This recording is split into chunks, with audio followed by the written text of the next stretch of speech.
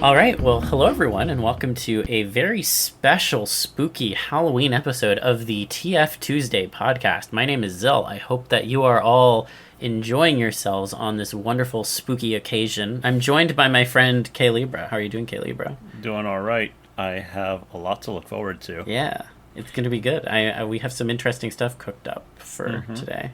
Yep, and it's going to be a first with what I'm doing here, but some of you might already be familiar with what's going to happen.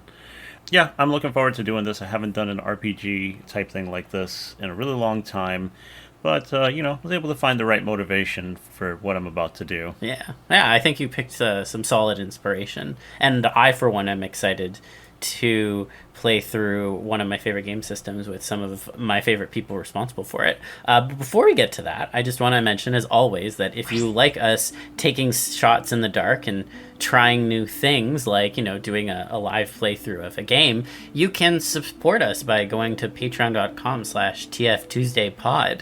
Special benefits include getting to hear us talk on Discord, which is very, very exclusive, and ask us questions. And I don't know. Do you have anything to say, Libra, about the Discord or the Patreon? I think the Discord's a pretty good place because we keep a tight ship on it, and we make sure that it stays a good place. Yeah. Yeah, so that being said, if you want a place to just kind of explore, talk to people about things that maybe you were otherwise, kind of uncomfortable about regarding transformation and stuff like that, a good place to start, because we got a variety of people who like stuff from, wide spectrum of things, themes, and just like themes and types of stuff, and everything from like the very strange to most people to the very like Monday. Common and well known. Yeah. From werewolves to pool toys. Yes, from werewolves to pool toys. That should be our tagline. Yeah. It's real good. Yeah, good shit. But yeah, I'm really excited for our special guests today who are going to help us in this wonderful, bold endeavor. You may remember them for all the way back from Season 2. Please welcome Duck and Ewen. Hey. Hey, how's it going? Good to have you back. Going good. Better now that y'all are here. It's everyone's second favorite capybara. No, if you could just identify which one of you is Duck and which one of you is Ewan for the benefit of the audience that may not have already met you. I'm Duck. I'm Ewen. My wonderful co-author, and we both wrote To Change Together, which is a tabletop RPG system for TF fans and for playing TF-focused games. Yeah. Wonderful. And I know that a lot of people are looking for more ways to... how should I put it? Yeah, they want to really dive into these opportunities to play out scenarios and just it's good. Like I said in previous episodes, it's just happening. The people that are growing up who are into this are coming and making some really interesting things. You don't really have to ask for it to be mainstream because it's already been happening for a while. Just not as fast as maybe some of you'd like, but technology and communication have sped way the fuck up. So you're going to get stuff. Yeah. Yeah, the age of D&D is over. TF is taking over the TTRPG space next. Just watch. Oh yeah, absolutely. If you'll let me, I'll hype up some new projects we have, as well as projects that are the wonderful people in the Two Change Discord are working on now and have completed already. Sure. I know quite a few of the people in our Discord are working on projects for the upcoming TF Jam that's running through October. Yes. That's on itch.io. And then, in fact, this scenario we're playing with you tonight may end up on that jam if it turns out good enough. And I am also working with Aranya and Angerboda, making a sort of reimagining of the Island of Dr. Moreau, a very classic Gaia Online TFRP group that was very fundamental to a lot of people's entrance to the TF fandom, including my own. So I'm really excited to show that. Hell yeah. I look forward to seeing it when it comes out. That being said, could you please inform the audience what we're going to be playing and generally how it works? Just no need for the rule set, of course, just like what we're going to be doing. Yeah. Yes. So me and Ewan came up with a Two Change scenario. This is called The Moonlit Hunt. And I believe you three are all playing travelers in a gothic, not quite Earth setting, on a journey looking for some lost souls, sounds like. Yeah, I am playing Herlock Sholmes, one of the greatest detectives who is on the case, particularly a case that has gone cold. And so I am looking for clues, and I am looking to help a friend of mine in his solitary quest as well. Yep, I'm going to be playing Maris. I am just a lone mystery man who is trying to find the answer that can heal the broken mind of his one true love, and he is somebody who won't take no for an answer when it comes to that. I will be playing Lady Clarice, an upper-class lady who is currently on vacation. Happy holidays. How are the three of you traveling, I suppose, is the first question. On horseback, most likely? Yeah, I would think so. Okay. So you're currently passing through a remote shire of Ibranel, nearing the village of Thabulat and its surrounding lands. It has been very dark, very stormy. You're probably quite soaked from the pouring rain that surrounds you. In the distance, you can see even bleaker thunder clouds shattering the landscape with blasts of lightning. With each sort of brief illuminating glance, you can make out knotted trees and gnarled woods ahead. The landscape here is flat with a few hills. There's lots of forested areas, and you've noticed some steep cliffs suddenly spring up on you. So you've been treading very carefully with your horses, even though this is a path which many merchants are traveling as well. And you are now entering the village. Again, you are quite drenched by the elements, battered, probably tired. It's quite late. Things are dark. I don't know what light sources you care to have on you. They're pretty dim, though it's not so dark that you're not able to find your way, as the moon above you is lighting the path fairly well. It's looks like it's almost a full one. Perhaps tomorrow night, but not yet today. Are you quite sure that this is the right way? I'm paying you to be a guide, not to lead me in circles. Lady, I don't have time to hear this. We're here. We got to get dry, okay? So, right now, that's the first thing we need to know. I'm surprised we were able to make it with horses, with that kind of traction, that kind of mud.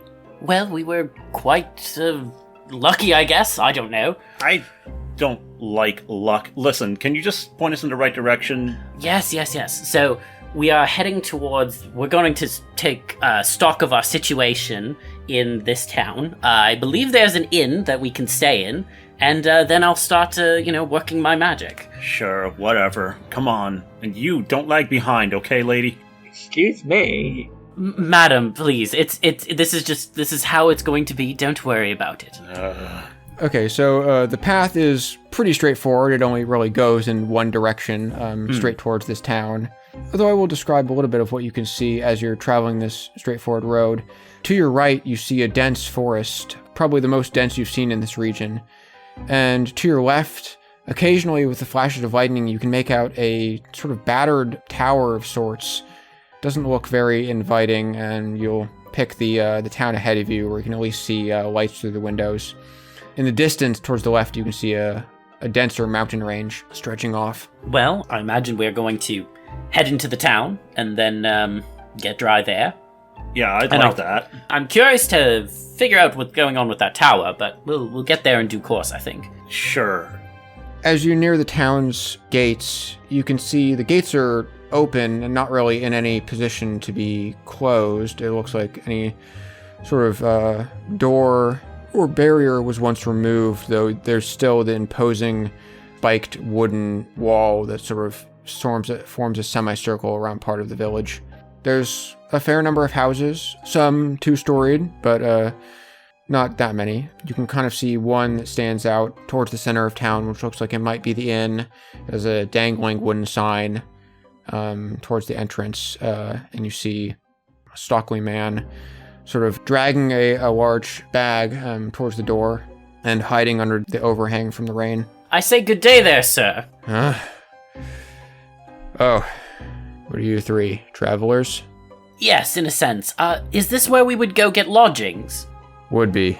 Not right now, though. We're making repairs. Oh, So where would a traveler like ourselves stay? Hopefully some better condition than this. This is quite unsightly. Come on, this looks like a barracks, not a town. Just give us an answer. Why are you even here if you're hiding under there? Are you just hanging around the wall? Just keeping out of the rain. You talk too much. Yeah, alright. Anyway, if you're not going to help us, we can just go somewhere else. Unless, I don't know, you have any ideas? Or should we just, try to knock on the door of the barracks? Lady, maybe you got money and actually could pay somebody off to get in there. Listen, this is my wife's inn. I won't have you be bad-mouthing it. We're just doing a bit of repair on the roof. Well, then where can we stay? I'd hate to put strangers out in the rain like this, but... Well, actually... Yeah... The Earl, up in the castle, he's usually pretty amenable to guests. In fact, I think a few of his friends are over. He was looking for some more people for a banquet. Like I said, he's open to taking strangers. I know, a noble and all, but he's more accepting than you think. The Earl, nobility, just takes strangers off the streets? Yeah, it's an odd habit, I guess. That was me once. I turned out alright. What? One guy I knew who gave me that kind of chance, put me up for some really hard times. I don't really know about trusting him, but I guess we could at least make use of it. Should watch our backs, though. Yes, that would be amenable. Lady Clarice, what do you think? I think he sounds like an upstanding gentleman. He seems as good a suggestion as any I've heard. Not a hint of suspicion of any kind? Why should I feel suspicious of, well... Don't all you noble people talk? That's actually a valid question. Do you know this Earl? Not personally, of course. I'm not from around here. You know I'm on vacation, don't you? I know, but I mean, my friend here does have a point. I mean, don't all the nobles, aren't they all third cousins of each other? Excuse me, that's an offensive stereotype. I mean... Not from what I've heard. I only have 2 fourth cousins in the nobility. Oh, I see. Sorry, 4th cousin, my mistake. Well, okay, be it as it may, you don't know him, that's fine, but we can go check out this Earl's dwellings and his banquet and whatever it is, and I'm sure it will all be perfectly normal. I was just wondering what it was going to take to get us out of the rain and get us back on track. Well, we're going to go to the castle, and then we'll be out of the rain, so that'll be one of the 2 things out. You 3 do love to blabber for a trio of soaked fools. Yeah, well, you're the one hiding underneath outside in your own inn. Thanks for the hints. I was going to give you directions. Take the road out of town. At the first crossroads, go to the left. All right. Well, thank you very much, sir. You've been an absolute gem. I hope that you have better luck with your inn in the future. When you return tomorrow, we'll serve you some drinks. Oh, right. That's a quick turnaround. Well, then I'll keep that in mind. With that, he opens the door and drags the sack inside. All right, well, shall we go to this Earl's totally not suspicious banquet? Yes, come on. All right. You pass by the other houses and leave the town through a road that is opposite the one you entered, on the opposite side. It's a short distance till you reach a crossroads in the middle of a light forest. You can see the path stretches out ahead to your left and to your right. The right one is most visible. It seems to lead downwards and towards a large ravine. Path to your left goes more up some hills. And now that you're out of town, you can kind of make out there is the distant shape of what looks like a large building in that direction.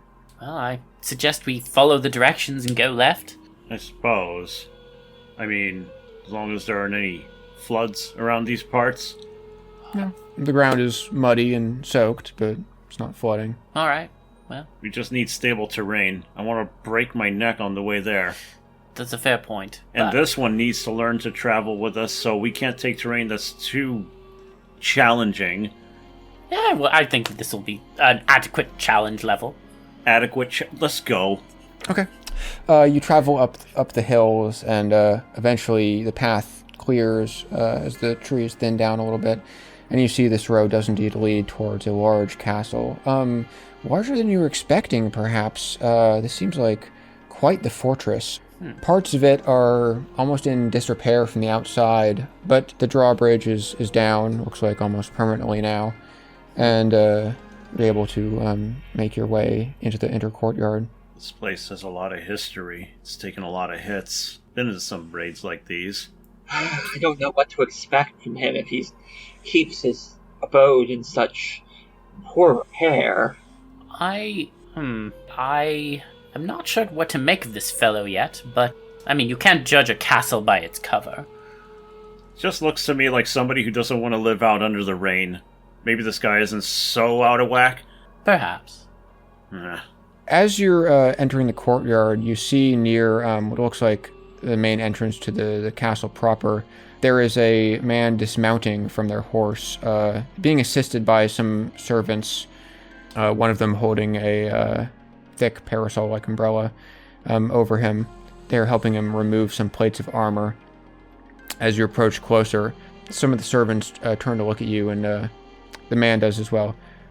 "What knaves are these?" And he kind of stumbles back a bit and reaching for a scabbard you can see at his sides. "Announce yourselves, who are you?" Hey, listen. Just going to tell you right now.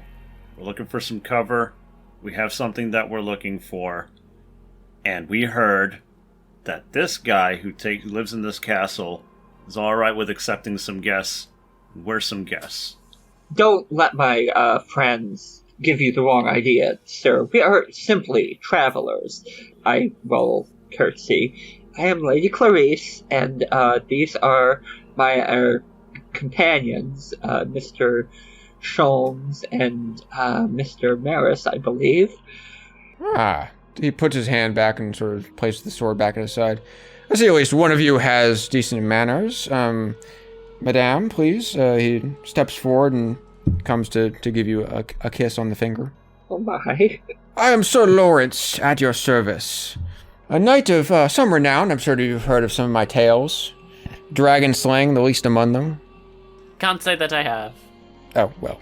I wouldn't expect someone like you to hear of the writings that belong in fine literature.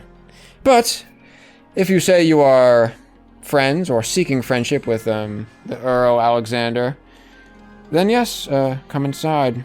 I believe my friend, he does have a fancy for taking in odd fellows, and with such a castle as large as this, he has the space to spare. It's about time. He swiftly retreats back to the cover the servants were providing him, and they help him remove the rest of his armor. I was just heading inside myself to partake in a feast we were having. Some other friends were... Oh, feast. Oh, yes. Some other friends were also called tonight. Lady Odette and Lord Malibron. I haven't seen them in... Wow, it's been a while. Why don't you come in with me? I'll introduce you. Certainly. What's the occasion for this feast? The Earl hasn't told us yet. He just called it, and who am I to deny such an offer? Nobility just having feasts for no reason? Yeah, that sounds about right. If there's good food on the table, would you pass it up? Oh no, I'm not saying otherwise. I'm just remarking. It seems very typical. Not as much of a fool as I thought, then. Come on. He sort of boldly leads the way, pushing his chest out and sauntering into the castle. Herlock, I don't know about this now. This guy just seems like an idiot, and I don't want to be led around by an idiot. Yeah, I'm not too much of a fan of him either. I mean, he remarks on fine literature. Meanwhile, my adventures are published worldwide. But be that as it may, we'll be fine. We just need to keep our wits about ourselves and remain a healthy amount of suspicion of these people. Never trust these rich people. They're fine with leading you out to die, but that's it. Indeed. Anyways, Lady Clarice, let's carry on, Indeed. Shall we? Yeah, he takes you inside. The interior of the castle, I mean, the best thing you can remark about it is it's finally dry. Though, through the roof, which is quite a ways up, you can see there are occasional cracks. That looks like they're sort of old damage. The castle is, as Sir Lawrence said, too large for the Earl's own good. It is sort of a relic of older times, perhaps. And it looks like a few of the wings are not being in use. As you move forward, he sort of directs you that the banquet hall is down yonder, straight ahead. Usually the rooms where guests stay are to the left. As he passes the wing that extends off to the right, he sort of holds out his hand. And don't explore too far down this way. The Alexander's sister, Yora, lives in this wing, and I find her the bitter sort. Oh. So we're not a fan of bitter women? That sounds a little bit prejudiced. Fine, make your acquaintance then. Do we have to talk to somebody who has a bad attitude? I'm not saying anyone else does. I might. Good idea. He moves on to a large set of double doors that seem to open into the banquet hall. Some of the servants moving with him. And you can see those behind you are preparing silverware and plates. The doors swing open, and you can see the tables well stocked with food. It's not the banquet that a hall of this magnitude deserves. The table really only occupies maybe half of the size of this massive hall. Down at the end sits who you imagine is the Earl, dressed in a fine sort of black and red silken suit. They stand at on their chair, pushing it back. Sir Lawrence, and who are these? Your new squires? As if. I never heard of this guy. Are you the Duke of the Castle? Earl, yes. So, nice to meet you, Earl. We're glad to make your acquaintance. Yes, Earl Alexander Allenson. Please, step forward. Draw them off, will you? He motions with his hands, and some of the servants come off and extend to take your clothes, if you let them. Yeah, I'll pass over my jacket. And I'll say, we have a member of nobility with us, Lady Clarice here, who, I don't know, maybe you want to do the nobility introduction or what have you? Yes. Hello. Pleasure to make your acquaintance. She will curtsy. Lady Clarice of... House Windsor? Yes, let's go with that. Happy to make your acquaintance. Lady Clarice! You see the one other woman sitting at the table quickly flicks out a fan and sort of fans it in front of her face. I don't believe I recognize you or your house. I'm Lady Odile, but so nice to meet you, and so nice for the Earl to have unexpected guests. I was just remarking on him that the size of these portions were simply too much, so to have a few others to help us out. Well, it's just good luck on our part, I suppose. Indeed. I guess you could say that fortune smiles upon us today. Certainly. I suppose someone from the village told you that I'm more accepting of odd guests? Yes, that's correct. There was a fellow who was supposed to be running an inn, but not at the time of day, and said we should come here. Yeah, so I'm stuck here, and I remove my jacket and start wringing it where I stand. Really, be more grateful, gentlemen. You're being given the audience of nobility, the food fit for the aristocracy, and would you really have preferred a common innkeeper's accommodations?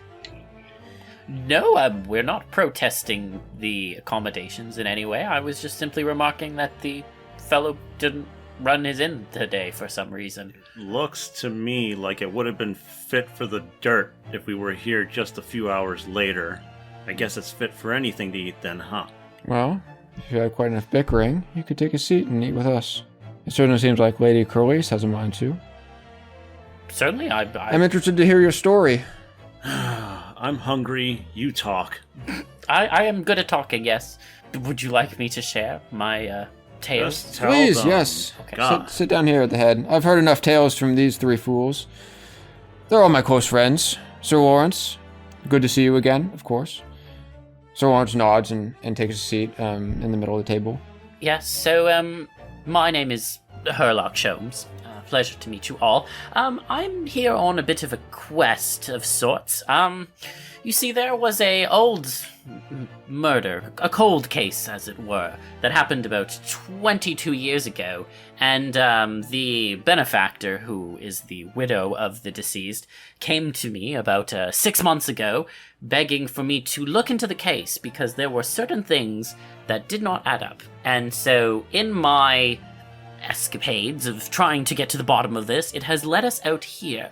I have reason to believe that there is a suspect, person of interest, what have you, who may have fled out to these parts, and in particular may have something to do with the condition of a friend of my colleague here, Maris. So we have been tracking them down, so to speak, and following the clues wherever they lead us. So. Slam my cup on the table after taking a fucking really big chug of it. Oh, okay. So, I'm here to just help him out with whatever he's got going.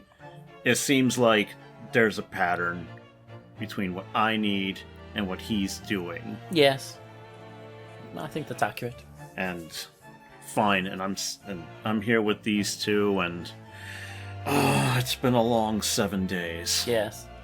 But we've had Lady Clarice with us, who has been a most generous benefactor, I might add. Yes, well, my cousin recommended his services as a guide, and I trust my cousin very much, so of course I took her advice. The whole time, the Earl was sort of leaning towards Herlock, occasionally looking up and mostly scratching his fingernails, though he does seem to raise his eyebrows when we mention the cold case and some of the details therein. Interesting. Yes, we might have some people around here who could give you the leads you need. I won't deny it, though. We do have vanishings in these parts. Oh. You'll probably hear it from the townspeople, but they say it's the work of witches. Huh? Witches? Interesting. Yes. A cult in the thrall of Satan himself. So the locals here still believe in that kind of folklore? Oh, deeply. I would not deny it from them. They'd get quite serious about that thing. Well, some of them anyway. I see. But it's good to have you here. As I said, I like to take in odd guests. It lets me cultivate the world around these parts. I don't get on too much myself. My cousin Isabella, she's interested in this spiritualism business. She has told me quite a bit of witches. I am inclined to perhaps give this story some credit. You may give her credit, but I think she would be unwise to poke her nose in those matters. I mean, at the end of the day, I'm a man of science, so, I think there's a reasonable explanation for just about anything. Yeah, you lead such a boring life. You have to take something and entertain you, I guess. Whatever. Good. Well, while you're here, let's enjoy the food. Maybe have a bit of festivities afterwards. And you can stay in these quarters if the town inn is currently in repairs. I believe Sawyer was telling me something of the sort a few days ago, that he planned to do so. And will your sister be joining us for dinner? I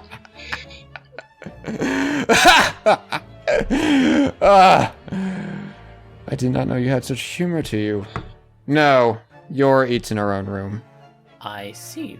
Well, I am quite the comedian in my day, so, haha. Very. He's just wild grin now at the thought of it, it seems. Well, Is there a particular reason she doesn't see fit to eat with us? Well, she's, too much of a hag. No, of course. My dear sister, she has a prickly exterior, but also, she is simply ill at the moment, and even the effort to bring her out of bed and get her into the dining hall would be too taxing on her frail physique, so I'd rather not stress her with such things. She can eat where she likes. Have you had a physician look at her? That sounds quite serious. Oh yes, quite a few, but she prefers her own, he kind of rolls his eyes, treatments, whatever you may call them. Like I said, a prickly sort. Physicians don't last long. Well, when a physician won't do, I guess a small bit of comedy will sometimes. I hope she's getting her daily dose of laughter still, even if she is prickly. I thought that these nobles got the best doctors and best of everything. I guess that's a joke, too. Anyway... Is all this life such a joke to you? You see, the one noble who hasn't spoken up, finally raises his voice a little bit. This must be Lord Malibran. A joke? I mean, sure, it's one thing to be regaled with tales of somebody's dragon slaying. Who are you again? Lord Malibran. Yes, whatever. Anyway, the point is, we have need of something, and we had to take this first. And all I gotta say is, I don't want to be near anybody who's sick. They're gonna hurt me. I just don't want to catch the plague. I don't want to. We'll stay out of that wing. It will not be a problem. And also, I'd like to say that I am grateful, but there isn't a lot of time to lose. We've been on the road, it's been storming, and the mud has held us back from actually getting here on time. We actually would have probably been able to stay at the inn and save ourselves some more drenching of our clothing and my gear. Then leave!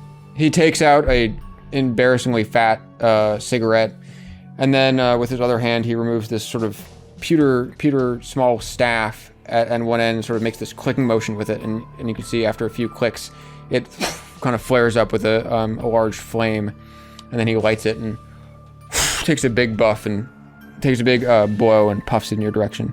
Then leave. You're welcome to go. I sit If at our the food here is table. too good for you, you can simply walk out the door and back into the rain.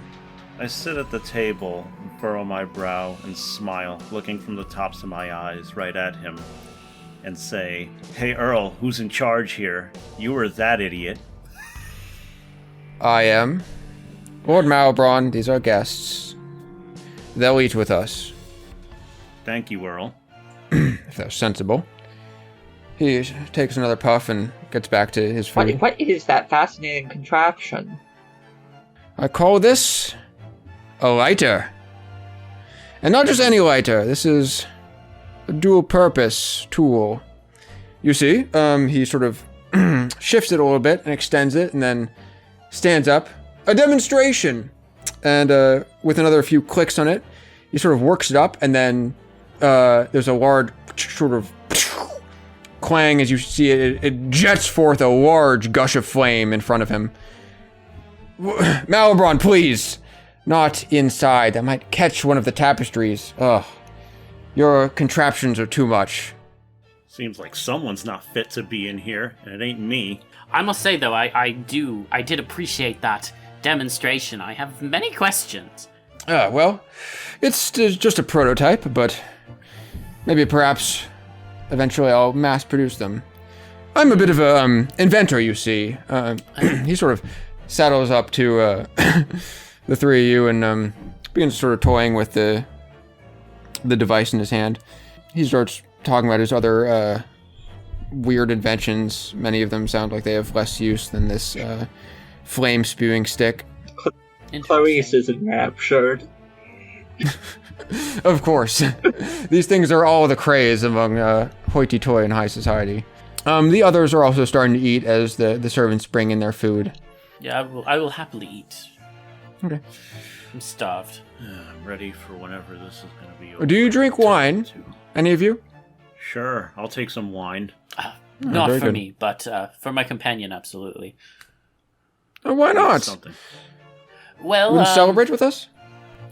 yeah, I find that it dampens my abilities to see the connections that I need to see in order to solve cases. Yeah, stay sober. Whatever you need, I need you sharp.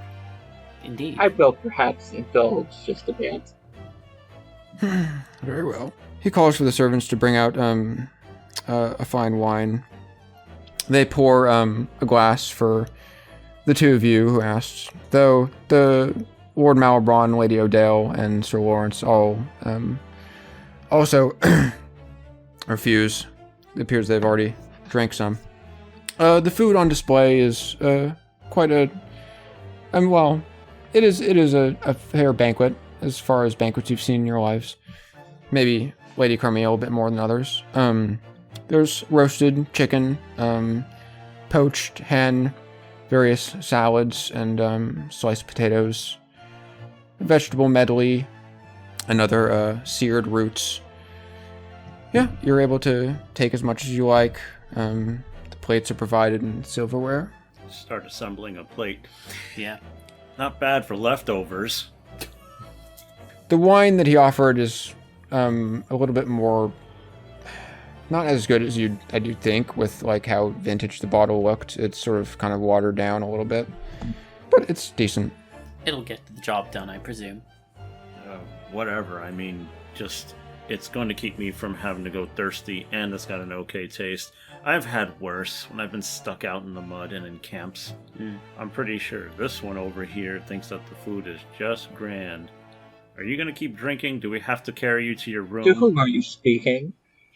Well, you're the only other one drinking here. Excuse me, I can manage just fine. I'm not Yeah, you that better. much. I'm not in the mood to carry anybody else's dead weight here. Zil, could you draw me for mental aptitude? Yeah, sure.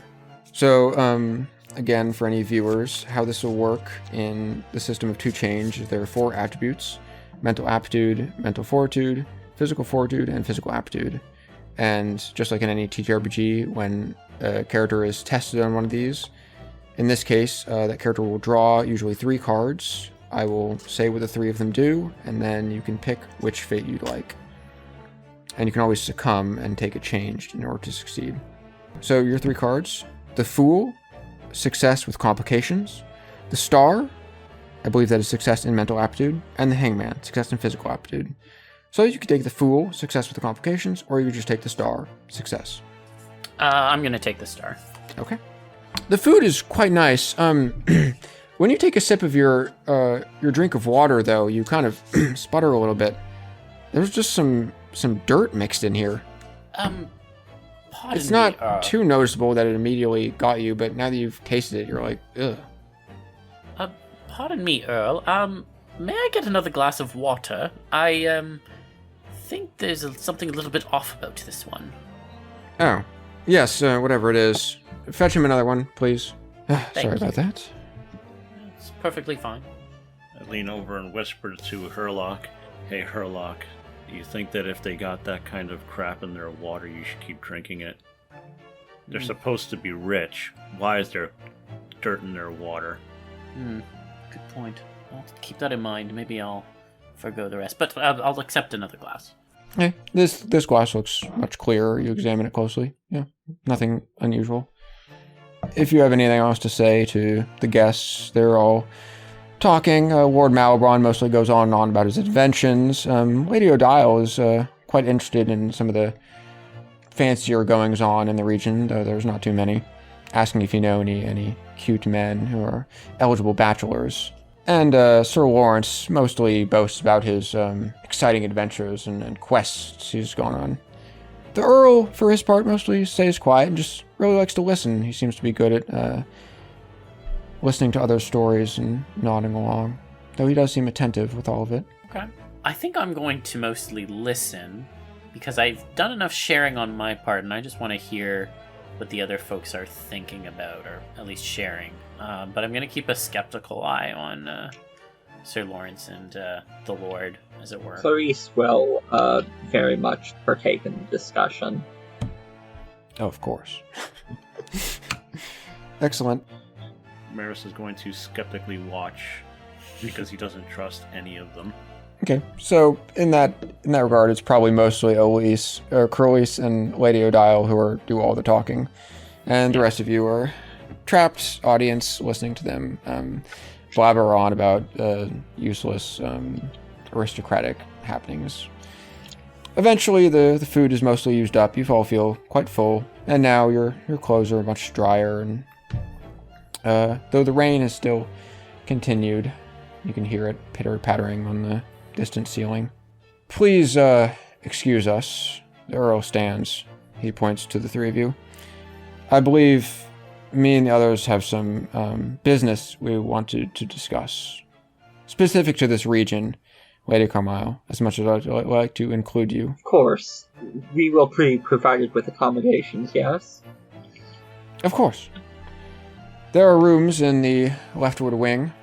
I can have some servants escort you there. That would be lovely. Certainly. It was so good to have you as guests. I take it you'll take your leave in the morrow?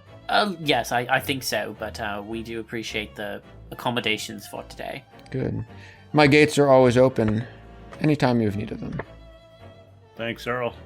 He's saying goodbye to you in the morning. Very good. Okay. He has the servants escort you out and then close the doors, and the others sort of stand up and move closer to him on the table. Yeah, we'll head out then to our rooms.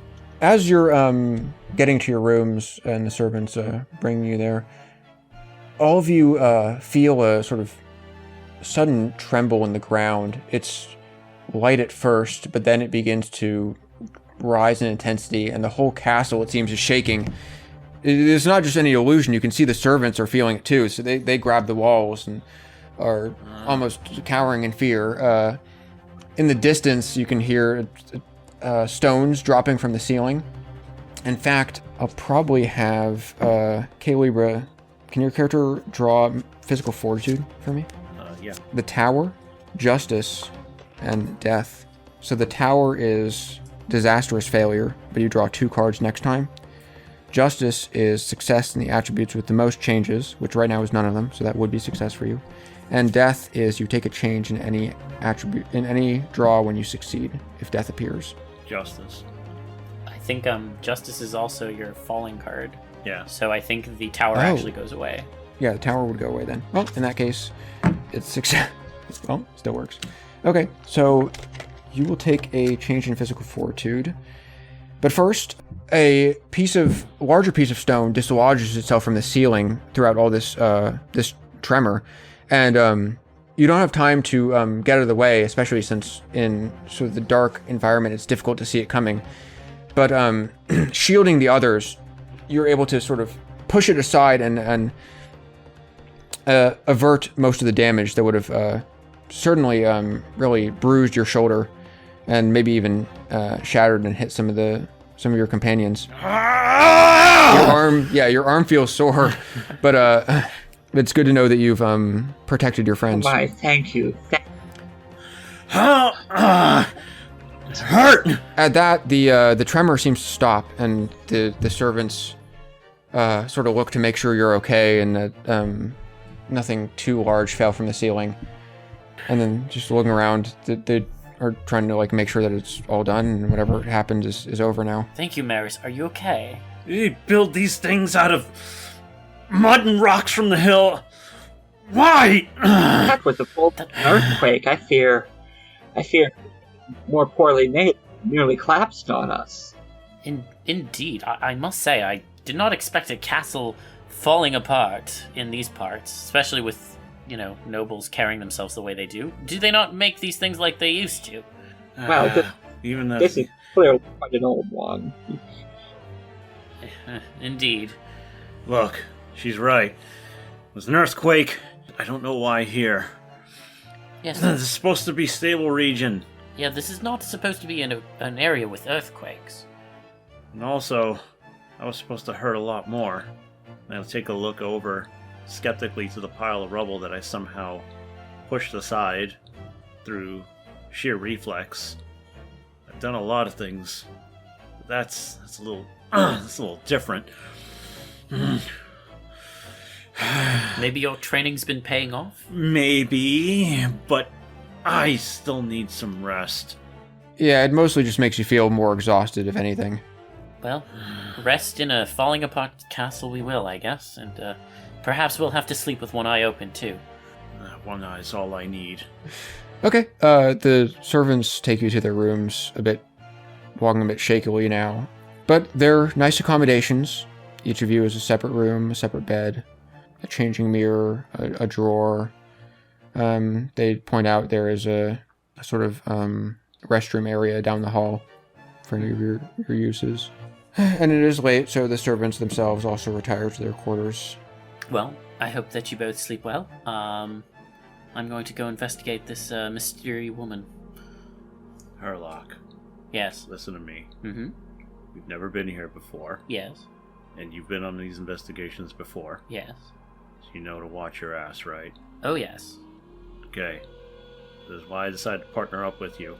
Just to make sure that you knock on my door first if anything happens. Absolutely. And you, lady, you do the same.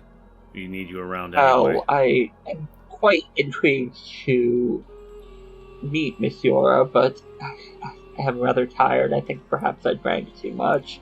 I should perhaps get some sleep. It makes sense. Sleeping in a nice cozy bed is where a noble belongs most of the time anyway, right? Alright. I'm getting some sleep. I'll see you in the morning. All right. Well, I shut the door behind me, wander the quarters, carefully observe everything I can. Things seem plain enough in consideration that it is a noble's house. I don't pay too much mind to putting anything away specifically. I keep whatever I have on my person and just drape it over the table for easy access and reach at any time. Get myself as comfortable as I can, kicking my boots off and leaving them at the edge of the bed.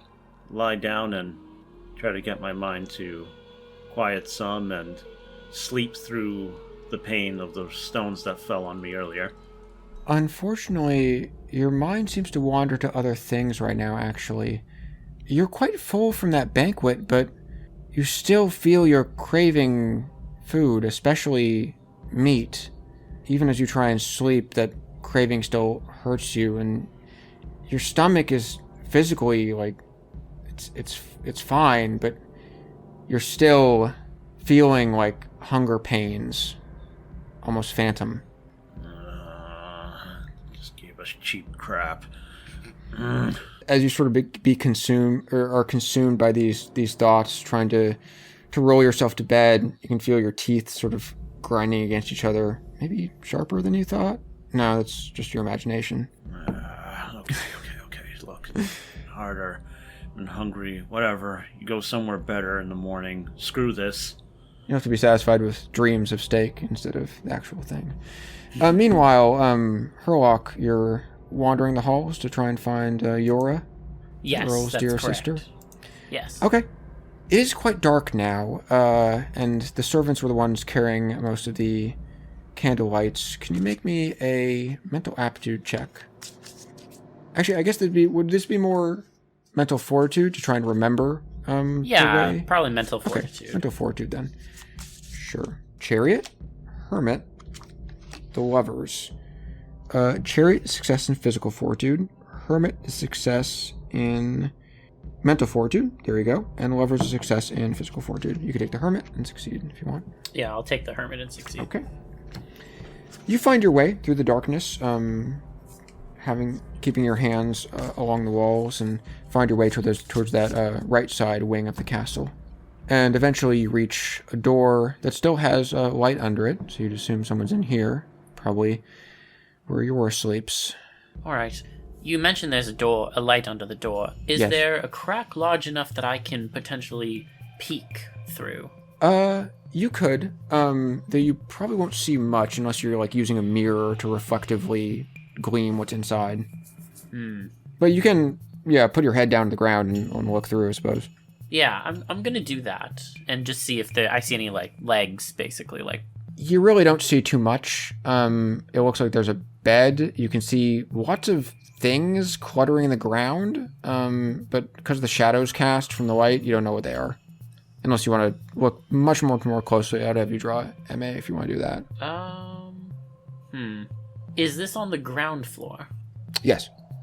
Okay. Would I be able to go into a room next door and potentially clamber out the window so I can look on the other side? That is one thing I failed to mention. All of the windows in these rooms are quite high up. Okay. That includes the rooms K-Libra and Ewen's characters are in, too. The accommodations, right. The windows are quite high. All right. Well then, I guess I will do a draw on mental aptitude. Okay. Sure. Usually for these optional things, I'll ask you if you want. Okay, let's see. I'm shuffling up again. The Tower, Strength, Empress. I believe Empress is success in mental aptitude. The Tower is failure. And you take 2 cards next draw. And Strength is success in physical aptitude. Do you want to take the Empress? Yeah, the Empress Okay. it is. You are one lucky capybara. I am. Yeah, you squint a lot more closely and you're able to make out their wood carvings. Lots of them. Most of them in the shape of hands. And they're littering the floor. Interesting. I am going to knock. Hello? Yes, hello. I'm sorry to trouble you. I seem to have gotten a bit Who lost. are you? And, my name is Herlock Sholmes. I am a guest of the Earl's. The door opens. You can see in the center of the room, sitting in a large bed, is Yora, you'd assume. She does look about as frail as the Earl described. Her skin is almost ghastly white. She has silver hair that looks just uncut since birth almost. It's very long and it drapes down the sides of the bed. She's sitting tucked in the covers, her hands furiously whittling away at a wood carving. And now that you've opened the door, or the door opened for you, you can see lots of these wood carvings scattering the floor, many of them in the shape of human hands. It looks like the one she's working on now, on her bed, with wood chips falling all over her lap, is also another hand. I must say you have an incredible skill at carving, my lady. Huh. Something to keep me busy. I see. You clearly have whittled at that piece of wood quite a bit to make it shaped into something new. But it's not yet finished. You can see the one she's carrying hasn't fully manifested its form yet. May I ask what the fixation on hands is? Useful things. Yes, hands are very useful. They are the first line of defense in terms of navigating the world around us, so I can respect that. Come closer, dear. Closer. I'll take another step forward. Yes, I was told by the Earl you're rather ill. Is that correct? Yes, it's hard to hear you. Closer, please, again. I will take half a step closer. Okay. She leans towards you, not getting out of bed, but just moving her face closer to you. You've been drinking. Oh, no, not me. I don't drink. Oh, but you have. Are you a friend of the Earl? Staying with him? A traveler, yes. Traveler? Yes, he does have a bad habit of taking in guests off the streets, off the roads. You say that as if it's a bad thing. Has anything good come of it yet? Well, we've got a roof over our heads for the evening, and we'll be off in the morning, so can't say anything bad's happened.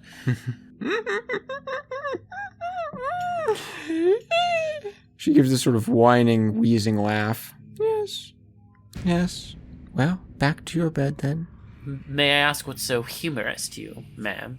I just find his habit of bringing in odd guests funny. I see. He does it to taunt me. To taunt you? Why would you say such a thing? He thinks I have no such friends. Well. So he keeps more and more of them. Perhaps I could be your friend. It's unlikely. Well, perhaps I like a challenge. Perhaps you do. Why don't you find a lovely fortune teller in town, Sabaron. See what she thinks. All right. If she says it's in your fate, then I will accept it, friend. Well, I am a lucky person, and I do enjoy getting my fortune told, so I will do just that. Good. You should.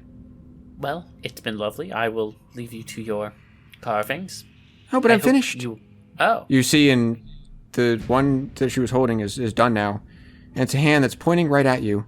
In fact, some of the ones on the floor are now also turned towards your direction.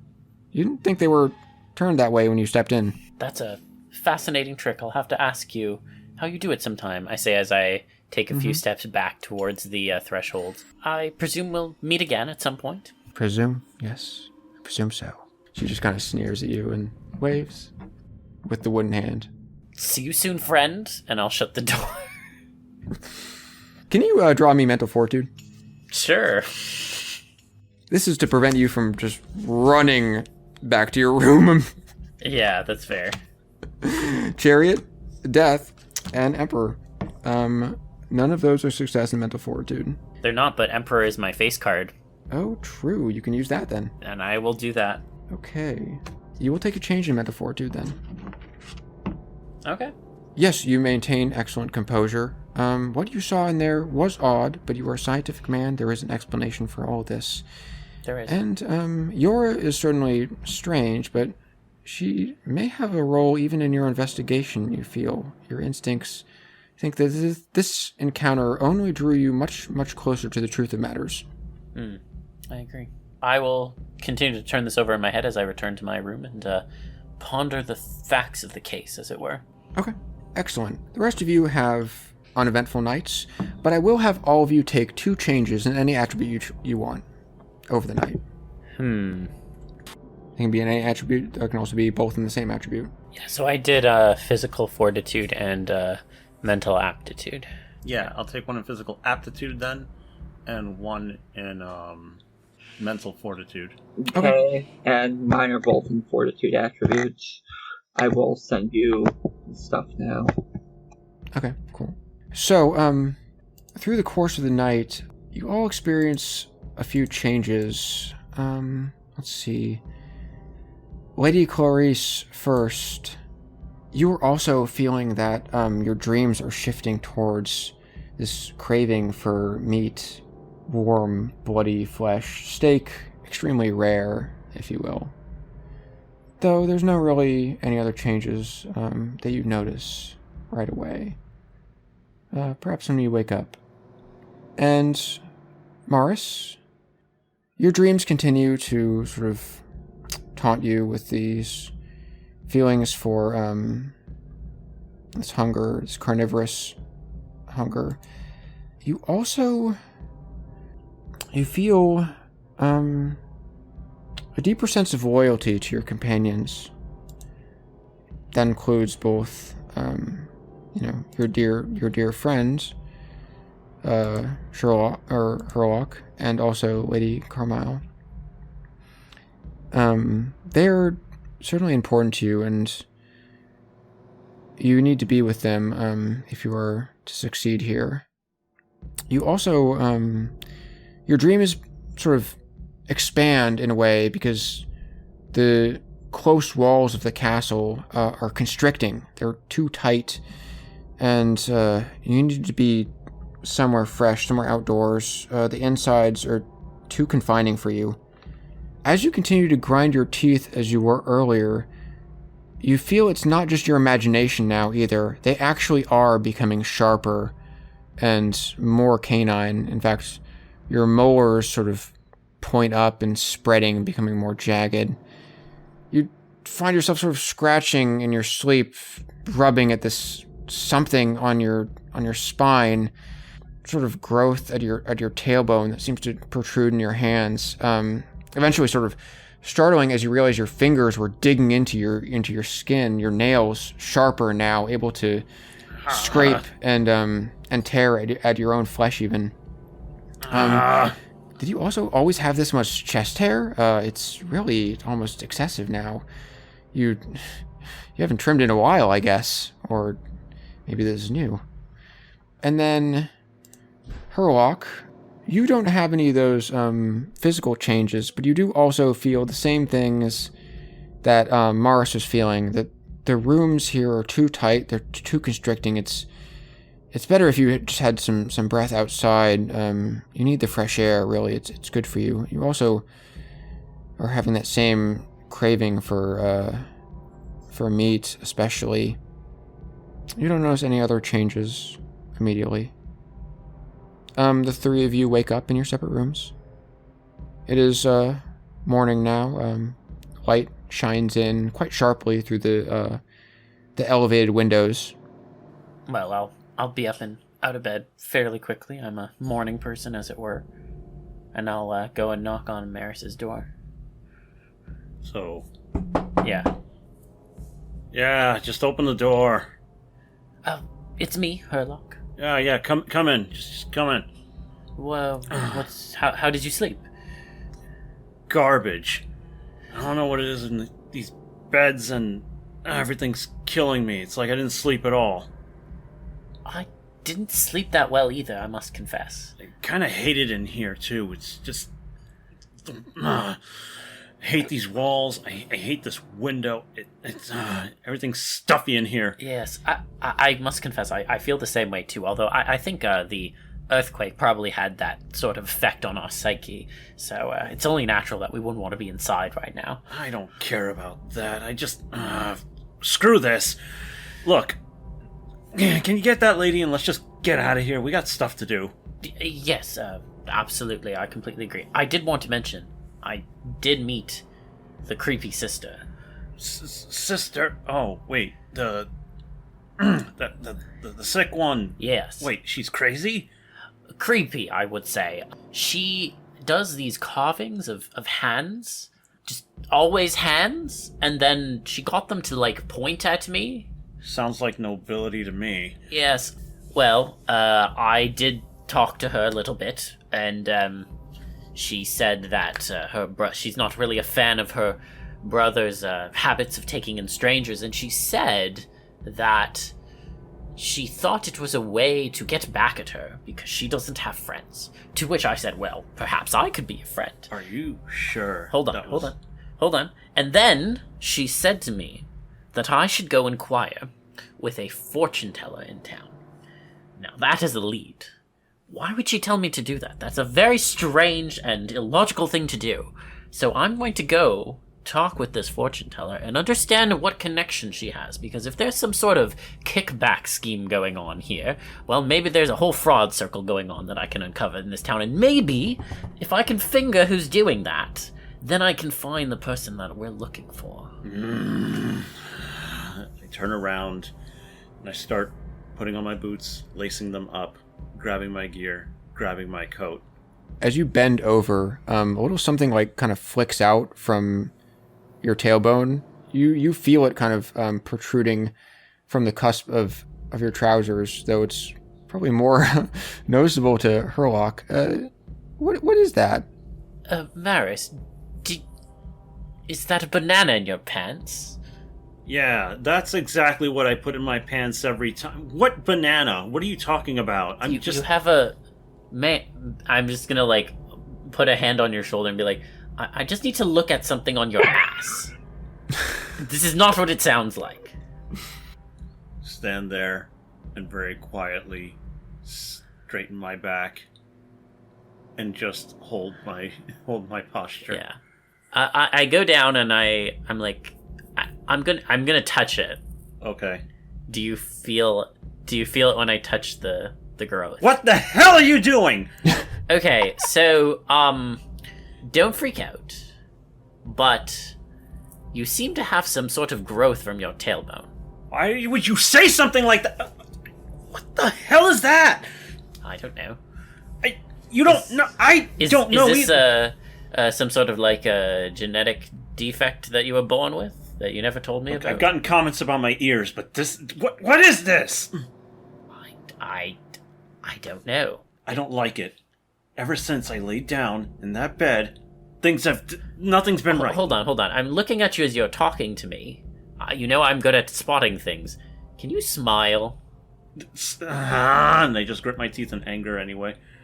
That is quite fearsome. That smile is full of jagged, cutting teeth. Okay, so, don't freak out. I think you have sharp teeth. And then I turn and I go to the mirror, flash the teeth to myself, and I freeze for a moment, quiet, and I start shuddering with absolute rage, where I clench my fist and just smash it through the mirror. Is it a standing mirror? Is it like freestanding, or is it like in the wall? No, it's freestanding. Freestanding, so my fist will go right through it. As the augmentation that I got from yesterday is evident that I can just kind of do things I'm really not supposed to be able to do, and I'm also shocked at the fact that my fist goes through it before it gets to fall. You know, a hand explodes with blood. With the there's not much to go through once you shatter it completely. Yeah. So like my hand explodes with blood, and I have this bloody red hand, and gritting these teeth, and my tongue is feeling the different contours of them. There's suddenly like the very cold realization of the exposed flesh, and I'm just tucking it in as best as I can, and I'm just filled with absolute rage. Okay, Maris, we might have to pay for that. I'm not paying for anything that happened under this roof. We were almost killed, and I don't feel right after the food that they fed us. We have had 7 miserable nights, and this was the worst one under a roof of a nobleman. Yes. Yeah. Someone's gonna pay. Okay. Now, this might not sound like what you might want to do, but I would suggest we leave and go to the town and investigate, because if we're going to confront whoever it is that has influenced you with whatever manner of consumption, it may not end well for us. No, it might not. And I don't really notice anything about you, but I don't think you're getting off the hook either. What if something weird happens to that lady over there? Good morning, Trent. Well, we should check. Someone say something about consumption. Do you have tuberculosis? Can you knock next time? The door was open, to be fair. Just let me know you're... Anyway, what happened to you? Also, all three of you suddenly feel, a little bit calmer and safer now that the three of you are together. This is how it's supposed to be. You're supposed to stick together. Are you quite alright? That looks rather bad. I'm gonna be fine. Just need some water and something to wrap it in. Lady Clarice, did anything strange happen to you last night or this morning? No, I shouldn't think so. It's not... No trouble sleeping?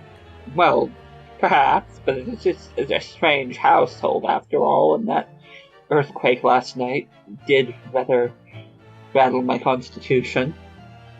Do you have any, spine growths? Spine growths? What on earth are you talking about? Okay, I'm going to take that as a no. And your teeth are as normal as they used to be before? Have you gone mad, sir? No, trust me, I am well versed in the scientific method. Well, we are going to head out to town. I suggest that you come with us. We're going to do a bit of investigation. And then we will maybe come back to this place and have a sit down with the Earl. Investigation? What? Oh, is this about your... My case, silly yes. little murder case, yes. Well... Yes, my silly little murder case. I finish putting on my gear, kick my boots down to the floor, make sure everything is tapped in and I'm fully equipped, and I have my left hand wrapped tightly in tape from one of my one of the little backups and provisions that I have, and I saunter over to the both of you. Listen, I don't trust anybody here. You two are the only ones that I've bothered to sleep next to for the last week. Okay? This is the first time we've been split up and something happened.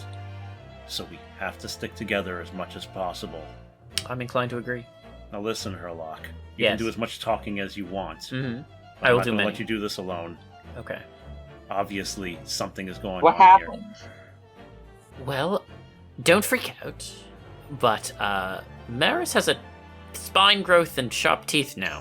Spine growth? Some form of cancer, perhaps? No.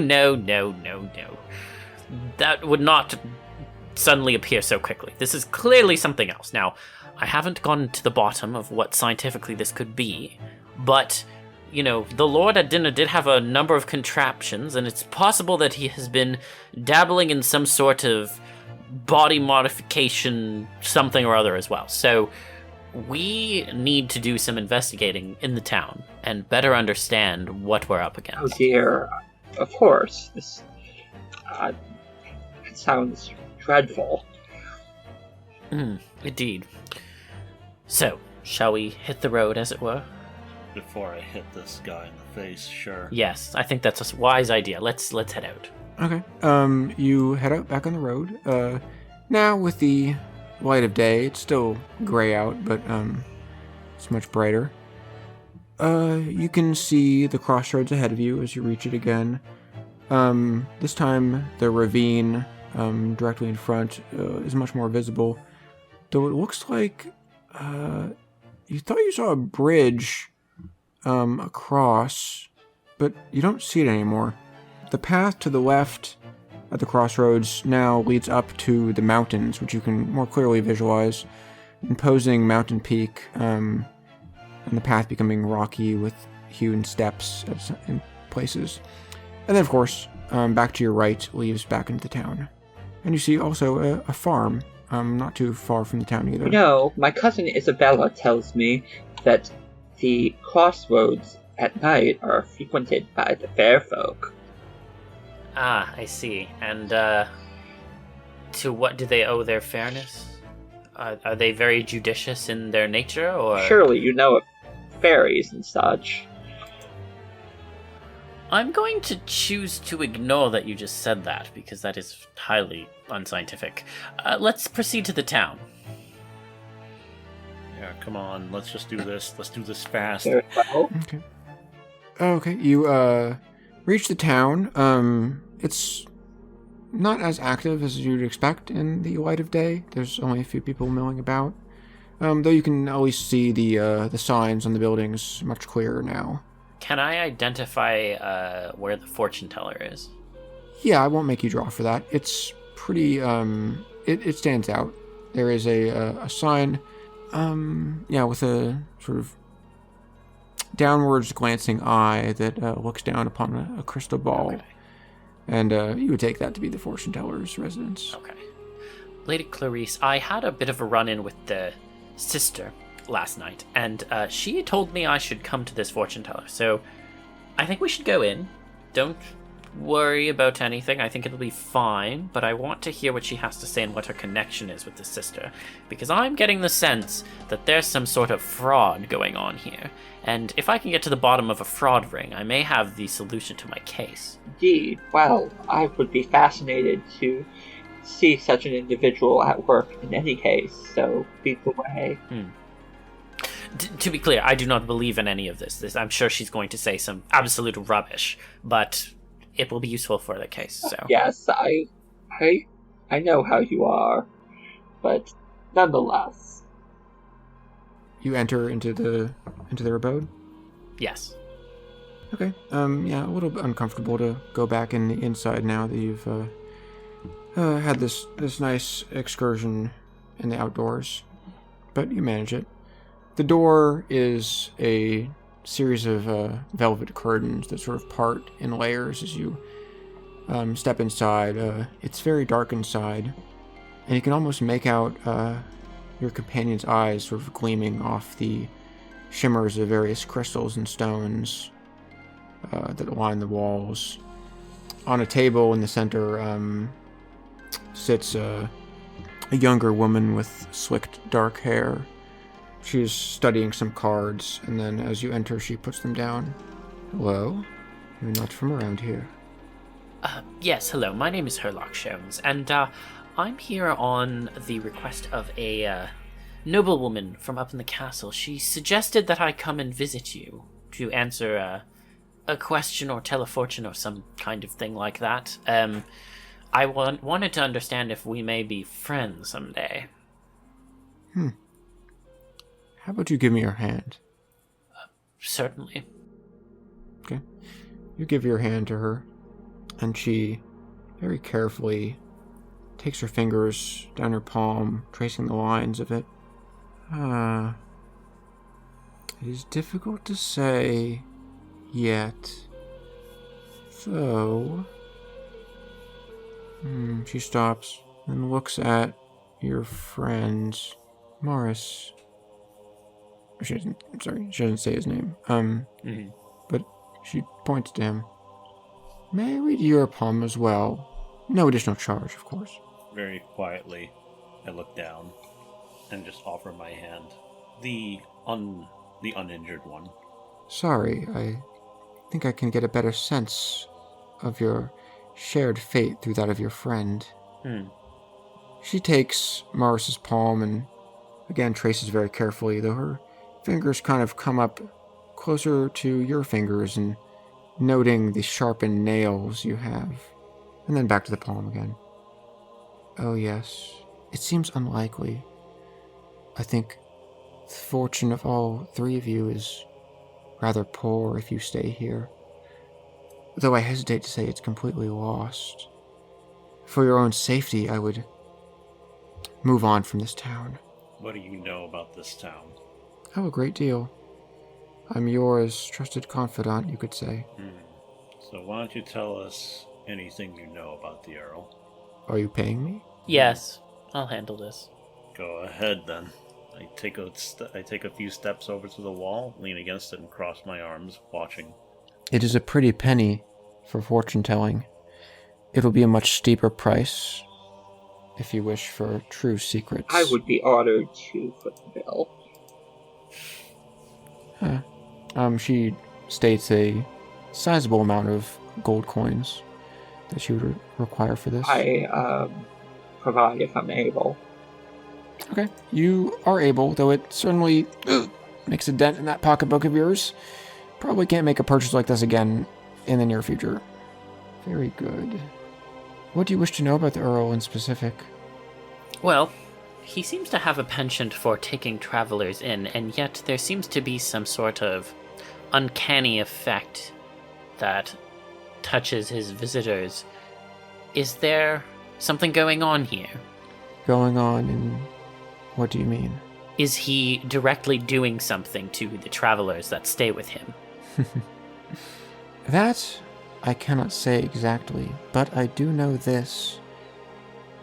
Many of the travelers who stay with them, they have two fates. Either they stay in this village and live here, build families here, have their businesses here, or they usually disappear quite quickly. Huh. I would say his visitors are marked with a black fortune. A very black fortune indeed. If it were me, I would have turned down such an invite to his castle. And what's more, his noble guests, though he treats them nicely to their faces, they must perform favors for him to stay in his good graces. Dark things, I hear. What sort of dark things? I do not know the exact details, but I know they are tasks which, if revealed, would put them in a great debt to the Earl. Blackmail, I think.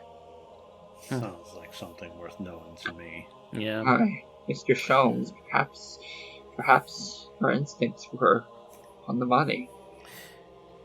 However, I do not think the Earl is all bad, as he does care very well for my dear friend Yora. His sister is... You are friends. Oh, yes. She holds a necklace very gingerly from her neck, and you can see it is a small carved wooden hand. Very dear friends. Like I said, I am her confidant in all things. Those who I trust, she trusts, and vice versa. May I ask why she carves so many hands? Well, she is weak, you see. It's a symbol of strength for her. I like to keep myself close to her, in a way. So what lets you stay away from her if you're so close?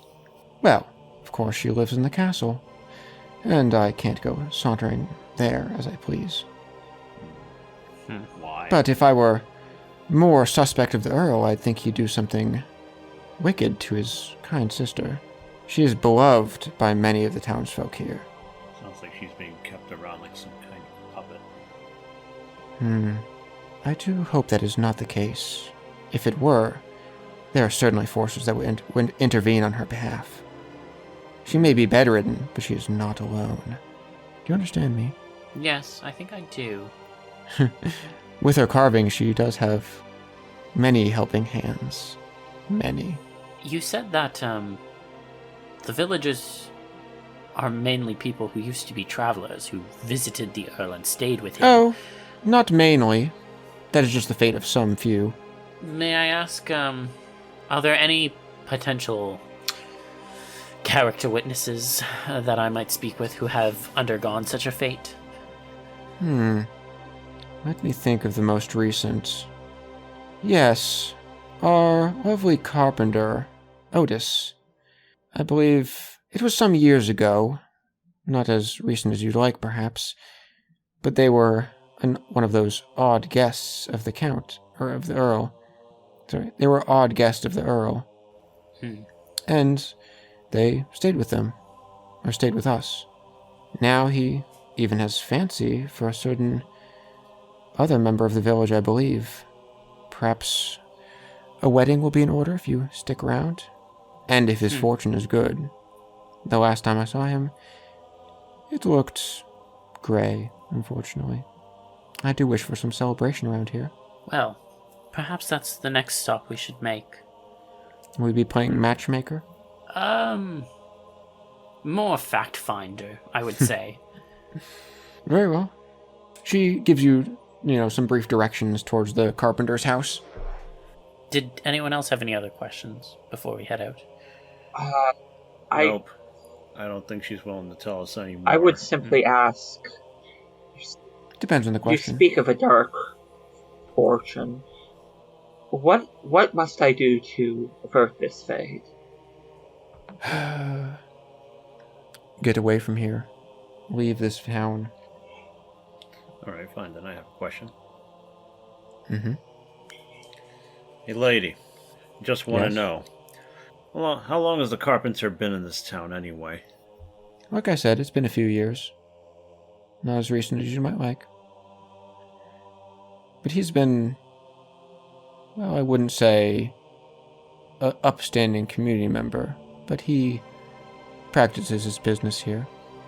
You've spoken to him since? No, he is not of one of my friend group, you could say. There are others I could direct you I think would be more suited to answering your questions. So, do a lot of people come here for your fortunes? Yes, I'm well trusted among the townsfolk, I believe. Good to know. Guess if we have somebody else to talk to, we'll probably come back. Yeah, perhaps you could mention the other person that you had in mind now, and we'll keep them in mind too. Yes, you might benefit from talking to Opal and Milton.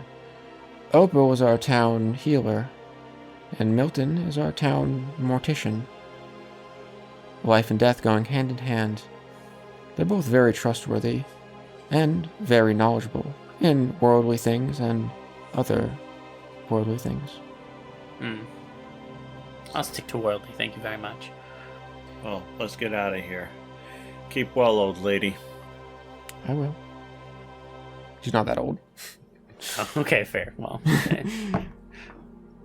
Where should we go first then? Can someone in the group draw me mental aptitude? I can do it, it's fine. Let's go. Okay. Death, again. Again. The Sun, and Wheel of Fortune.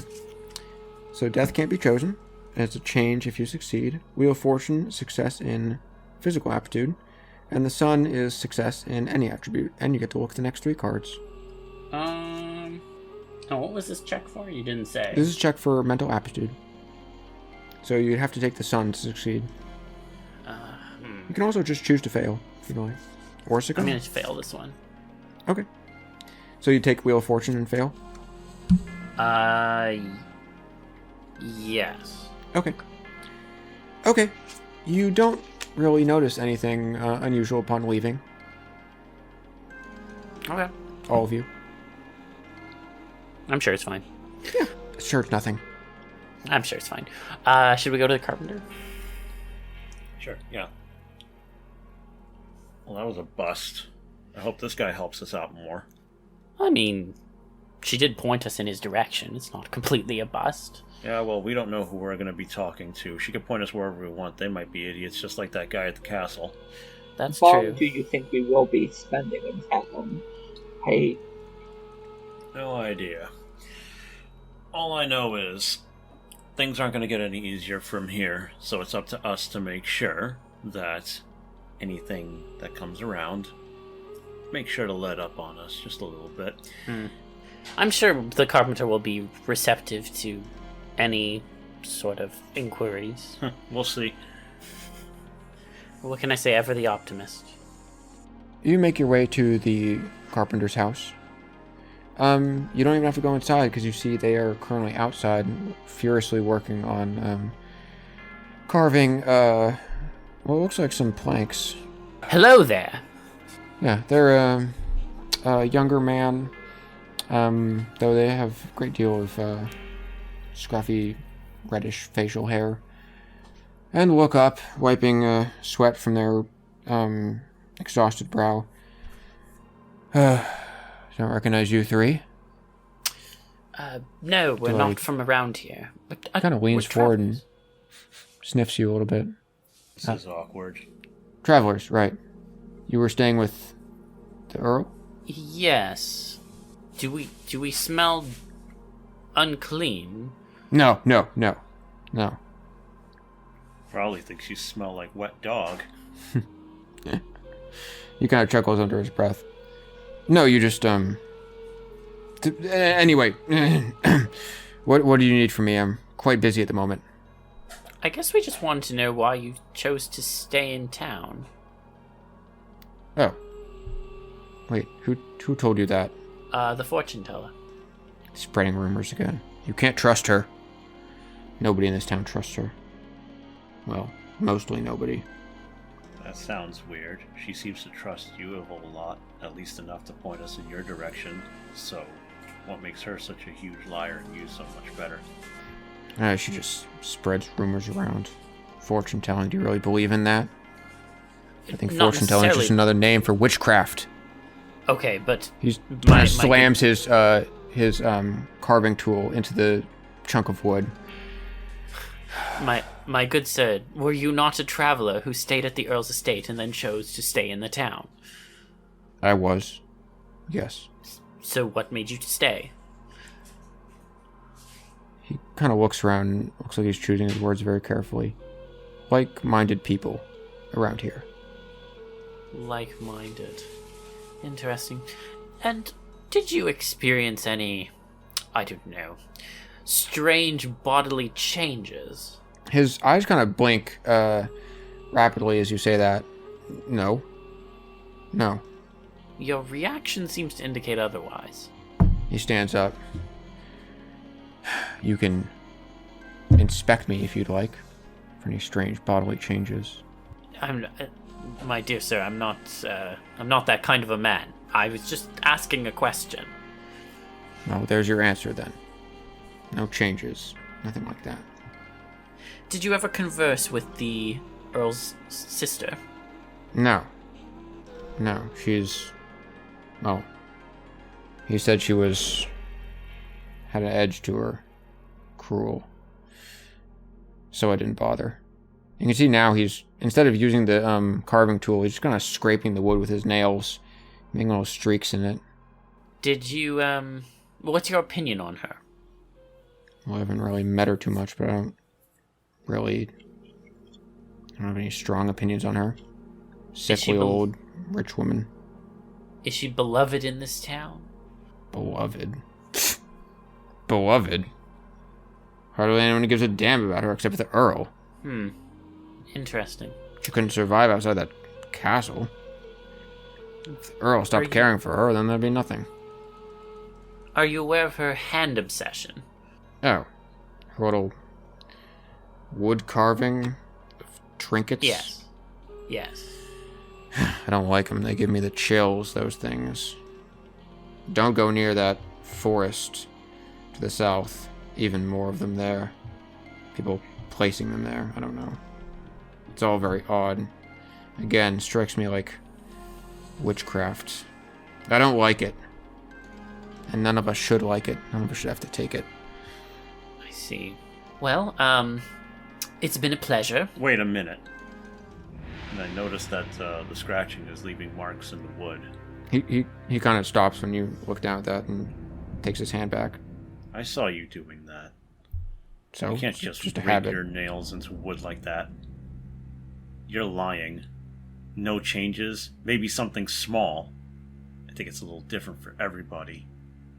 I mean, we all feel a little weird after one night staying at that place, and you're here telling me that you didn't get anything?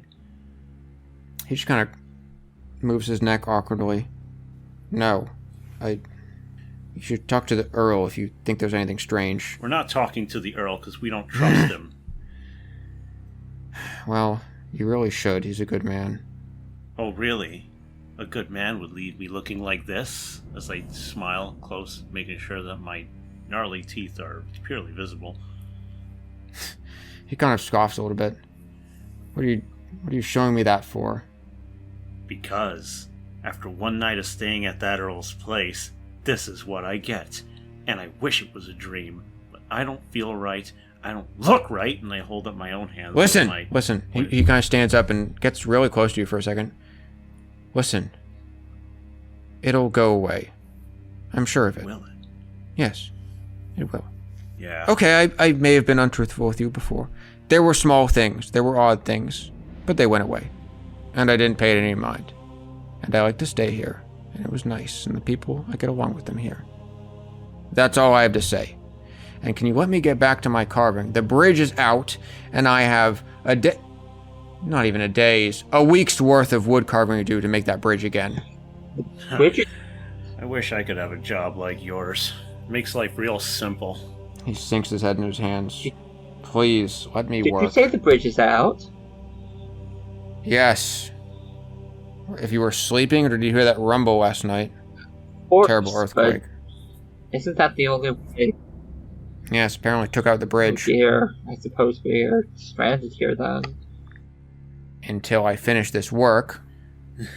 I turn around in a hurry and start walking off, and I loudly say, "Nobles need to pay you people better so that these bridges can actually be made for that stuff. Let's get going." I'm inclined to agree with my friend. The pleasure's been ours, sir. Sure. It's been a pleasure. He nods and just keeps looking at you as you walk away. Alright, so we have to go check out that forest, obviously. But should we talk with that, mortician or healer or whatever? I think we should keep talking to people. I think some of them is going to slip up. Somebody's going to want to talk about something that we need to know. Yeah. What do you think, Lady Clarice? This is all very overwhelming. I will trust your judgment.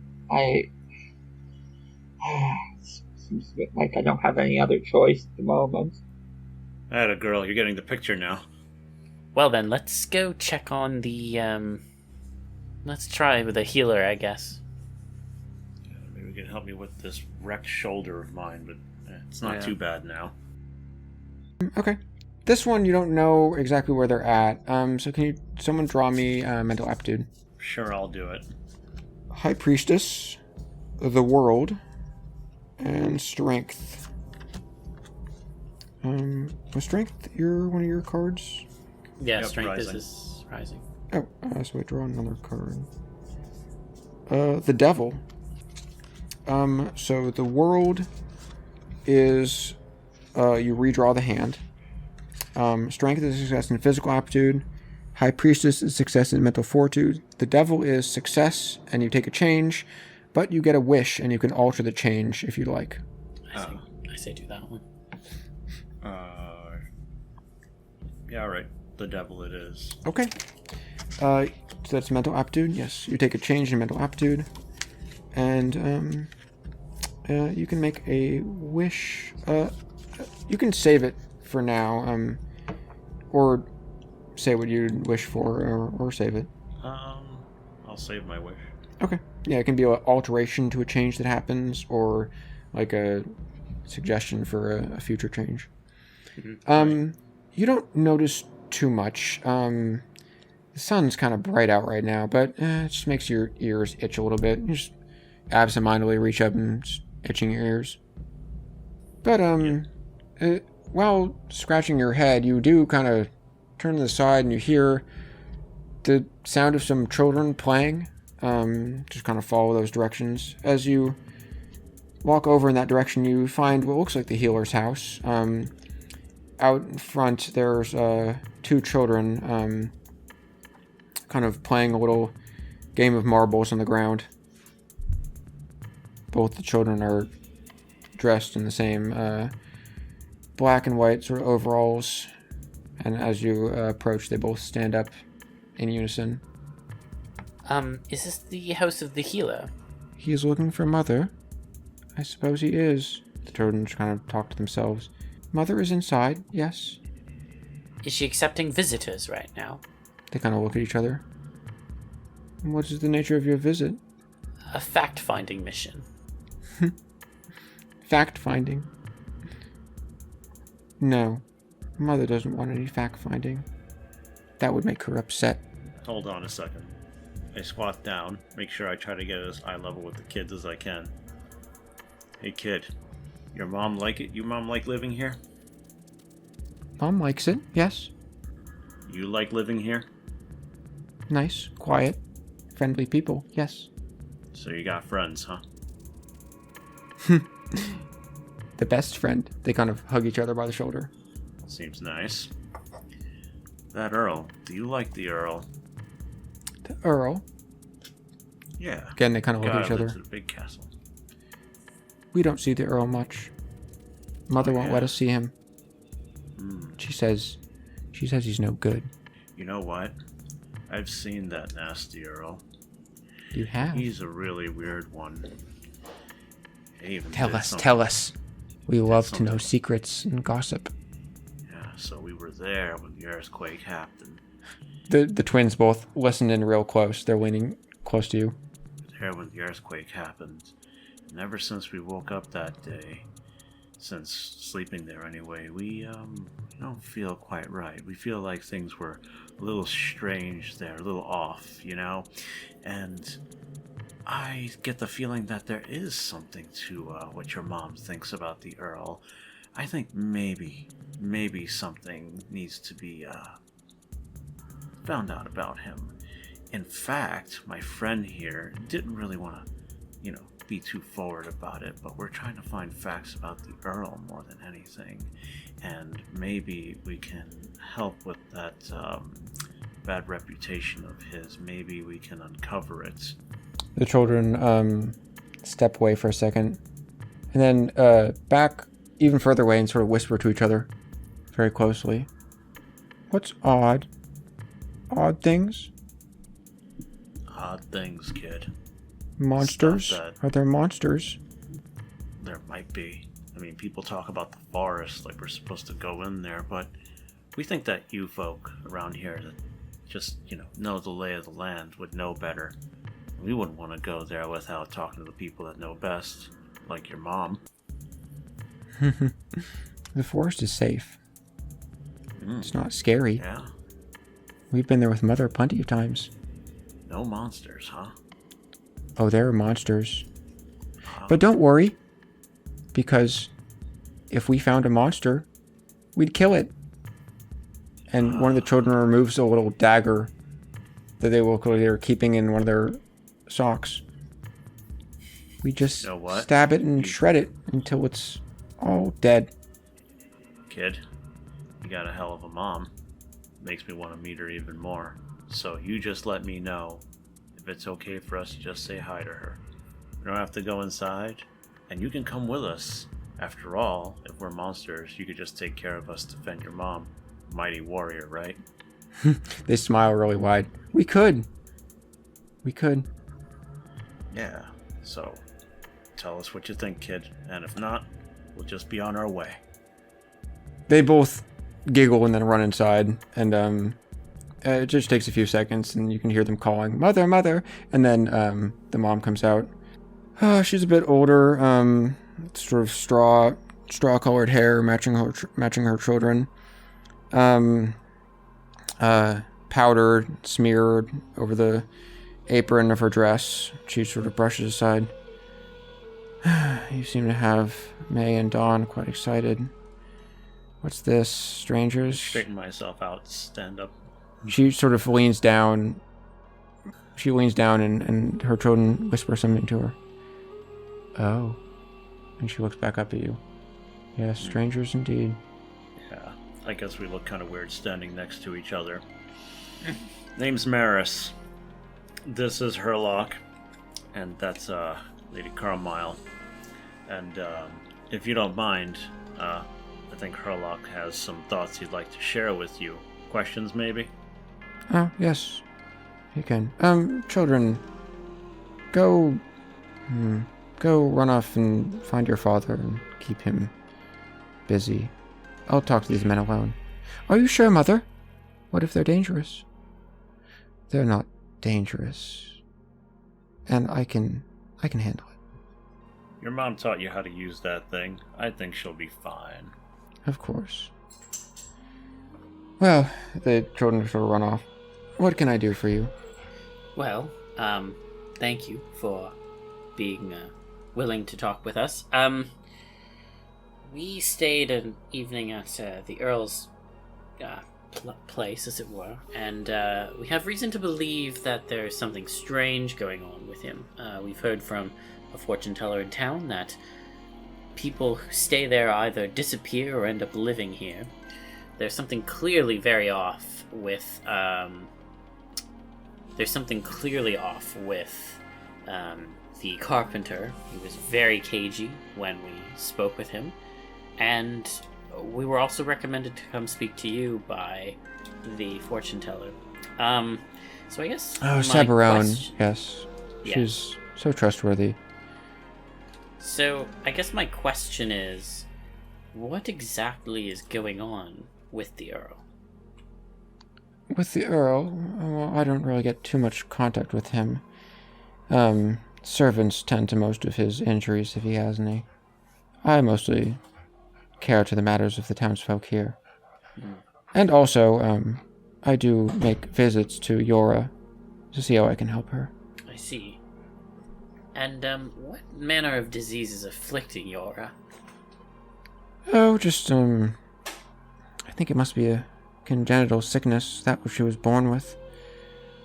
Or maybe something that overcame her later. I don't believe there is a cure at this time, but it is more a matter of keeping her comfort. I see. She is strong enough to stand on occasion and eat well, and that is good enough to keep her enjoyable. I see. Have you had to treat any townsfolk who had strange bodily changes upon staying with the Earl? She clasps her hands and smiles. Oh, yes. And injuries. Were there any scratches or bite marks upon you? No, but we did have a piece of roof fall on my friend Maris. Yeah, still feel it. You have a bruise there. She becomes less interested. And then, I take off one part of my coat and just make sure to unbutton one side of my shirt, pull it down just to expose the shoulder. The bruise looks quite reduced. In fact, it's barely anything now, and it was quite purple before. That's not really a terrible concern. Does it cause you pain? It doesn't really cause you pain. I guess not. That's so weird. But may I direct your attention to his teeth? She smiles again, looking more interested. Yes, please show me his teeth. And I just grip my teeth and show them. And she kind of takes your chin in her hands and studies the teeth very carefully. Oh, yes. Oh, I see it is... Oh. I haven't seen it this close before. Interesting. Before? No. Well, it's really not something I should talk so openly about, but some people say... She leans in closer like she's telling you a very wicked secret. Some people say there is a curse that spreads among people in this town. A curse? Yes. A curse of a bestial nature. Herlock, look at my face. Mm-hmm. Look at my teeth. Mm-hmm. Alright. Curse or not, something is going on. Yes, I mean... But I can help. I can help. Oh, you can? Yes. I have various herbs and remedies. I usually use them when people were inflicted with scars or cuts or bite marks from these creatures, and they usually cause them to resolve. In one instance, I've even... Well, it was quite dark. I couldn't make them out exactly. She's kind of like clasping her hands so close to her chest and shivering as much as she can. I couldn't make them out exactly, but it was some manner of man afflicted by this bestial nature. Normally I'd be too terrified, but... Well, I treated their injuries and nursed their wounds just a little and let them back out. I certainly hope they didn't go on to hurt anyone. That'd be terrible. So have you fully reversed any of these in anyone? Zil, can you draw me mental fortitude here? Sure. Chariot, the world, the moon. So Chariot is success in physical fortitude.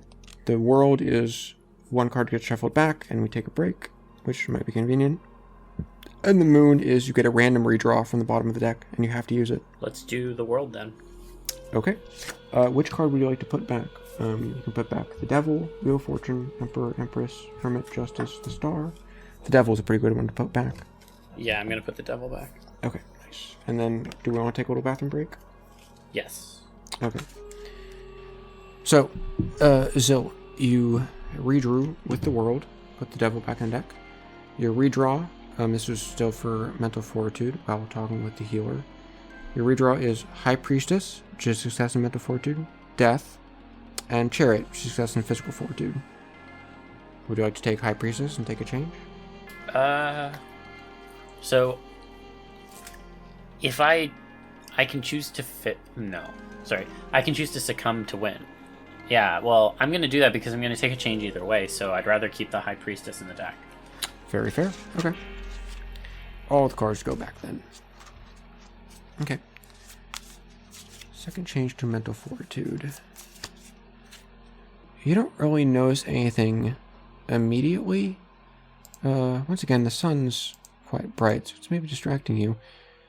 But, as you're talking, you just occasionally, some words sound rougher. They kind of roll around in your mouth a little bit. Okay. But it's nothing that really bothers you too much. Okay. No, it's fine. Okay. Maybe. And so on success, you also notice this healer, her whole tears about helping someone who had this curse, these are total crocodile tears. She does not actually care about that person at all, if that even happened. Ah, okay. You're being fibbed to.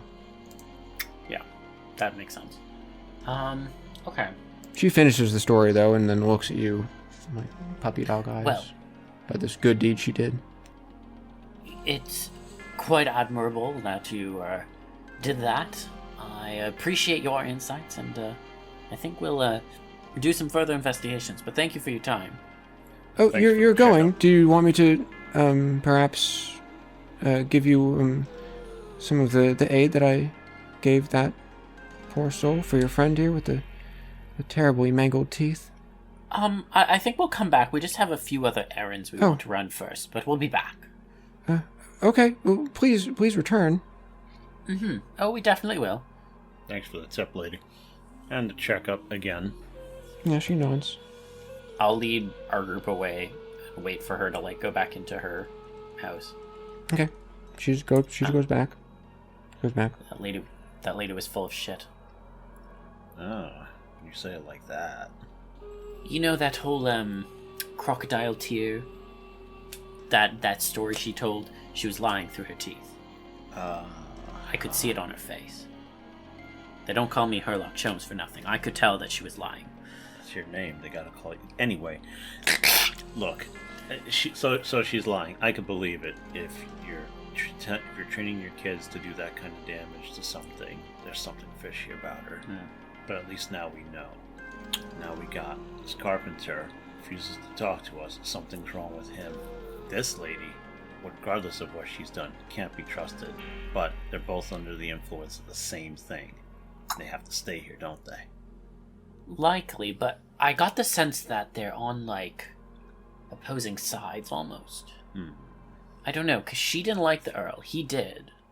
She was viewing you more as a specimen of more than anything, the way she was looking at you. He didn't want to talk about it at all, and even lied to us about having undergone anything. And I don't know, I get the sense that there's some sort of power struggle going on here. Truth is in the lies.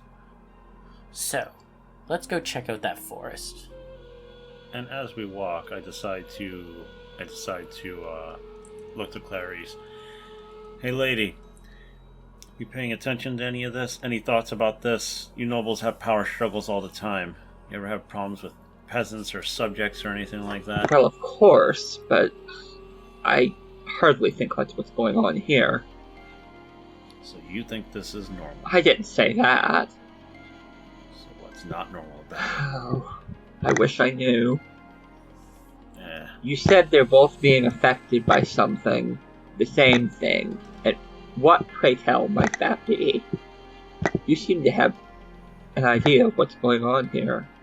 More than I can, I must say.